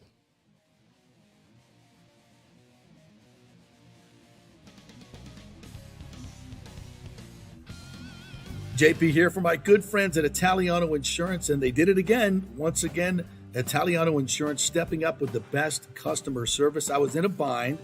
My old insurance company, my auto insurance, jacked up my rates, so I called Charity at Italiano Insurance, and she stayed till 9:30 at night until she got my insurance done. And guess what? She searched all these companies for me. I didn't do the work. She did. Saved me $1,000 on my annual premium. $1,000, folks. That's real money. And that's what you get at Italiano Insurance. Great customer service. And here's another note for you, by the way, with hurricane season up. 40% of people in Florida are underinsured. That means if you have something happen during a hurricane and you need replacement costs, you're going to get 40% less than you deserve. Can't let that happen. Call the folks at Italiano Insurance and get them to help you out in both those regards. They will save you money and keep you insured properly. That's 813-877-7799. Great folks in the community, been doing it for over 60 years. Italiano Insurance, 813-877-7799. Start the new year with a new diamond from the Gold and Diamond Source. It's still engagement season. Where better to get that special ring than the Gold and Diamond Source? Of course, I just got mine there. I'm engaged. You should do the same thing. Let's go. Gold and Diamond Source has the largest selection of engagement rings in the country. A literal jewelry superstore with 30 times the inventory of any normal jeweler. And if you have a loved one or a special person in your life who has a birthday this month, maybe you have an anniversary coming up, you can get 15% off the January birthstone, which is garnet, as in garnet and gold for all your Seminoles. Celebrate that mythical national championship. And it's the Gold and Diamond Source's 40th anniversary. For the past 40 years, they have taken pride in offering only natural diamonds formed over billions of years from the Earth's incredible forces. And gold prices are at an all-time high. Now's your chance to turn your jewelry box into a cash machine. It's the perfect time to trade in your broken or unworn pieces for something new and stunning. It's the Gold and Diamond Source, 3800 Ulmerton Road, always online at thegoldendiamondsource.com. JP here for the Jeeves Law Group, Jeeves. Call for a free case evaluation, 888-9-JEEVES. That's 888-9-JEEVES. We're local, we're trusted. The law firm brings over 80 years of combined legal experience focusing on clients in Tampa Bay, the state of Florida, and national class action cases. If you're injured, get that free case evaluation, no cost to you. The Jeeves Law Group's focus is on auto, truck, and motorcycle accidents, as well as class action and consumer protection law. Scott Jeeves is a board-certified civil trial lawyer and a certified circuit court mediator practicing in the Tampa Bay area for over 30 years. You hear him on the show all the time. Great guy, big Gator fan, and great for the community. The Jeeves Law Group is a highly skilled team with years of experience that will apply their skills, expertise, and knowledge to assist individuals who have been in an accident with compensation for damages, lost wages, medical expenses, pain and suffering, and property damage. Get that free case evaluation, 888-9-JEEVES. That's 888-9-JEEVES. Let's go! Right now. Back to the show on FanStream Sports. All right, welcome back to the JP Peterson Show here on a Monday. We just got a few minutes left here, so we'll wrap up here and take it home. The Lightning on Saturday night, probably one of the worst games I think I've ever watched on TV, and somehow I made it through the whole entire thing. I don't know what compelled me to sit in front of my television and watch the entirety of that game. The Lightning lose 9-2 at home to Florida. Man, I mean, sometimes it's just not your night. And that can happen in any sport, and it happens in the NHL. I mean, you sometimes get these lopsided scores maybe like once or twice a year. Wasn't exactly thinking 9-2. That's a little bit more lopsided than obviously you would want in some of these games, and it just got out of hand quickly. I mean, the Lightning scored within 30 seconds, Brandon Hagel, but then 4 goals in that first period for Florida. It just felt like they just could not miss in that one. And listen, Florida's a really good team. For my money, they're probably the team to beat in the Eastern Conference right now at this point, and they showed that. And they've won now 11 games in a row on the road. And that's what makes them scary, because when you go to the playoffs, you've got to be able to win on the road. There's just no way around it. And if there's one thing we know about this Lightning team, trying to compare the situation, the Lightning have not exactly fared well on the road this season, and certainly not last season as well. So, not a great game. It's just one of those where you burn the tape, and hopefully the Lightning can get back at it. They're back at it tonight, actually, here at Amalie against an Ottawa team, which is not very good by any means. So hopefully Lightning can turn that around and bounce back, and I think they will. Another hockey note, another sporting event that I got to sit down and watch yesterday was the Stadium Series game, and a lot of people think these stadium games have kind of overstayed their welcome. I did not see that this weekend. They did a double dip there in MetLife. They did the Flyers and the Devils on Saturday night, and then yesterday at around 4 o'clock, I want to say it was when it started, they did the Rangers and Islanders in MetLife, and the Islanders took a 4-1 lead in that one. The Rangers came all the way back, scored 3 goals in a span of like 3 minutes, including the overtime game winner from Artemi Panarin to win that game 6-5. For my money, that was the best Stadium Series game I think that I have ever seen. I've watched most of them.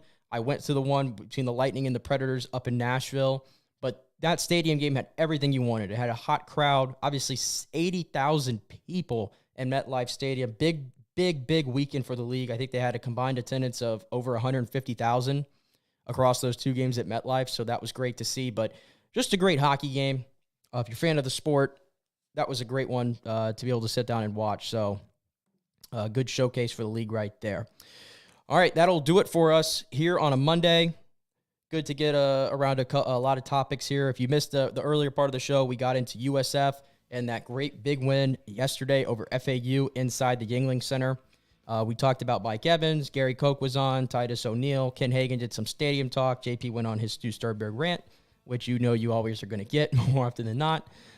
So JP will be back on tomorrow, and I will see the rest of you on Thursday. So have a good day, and have a great week as well.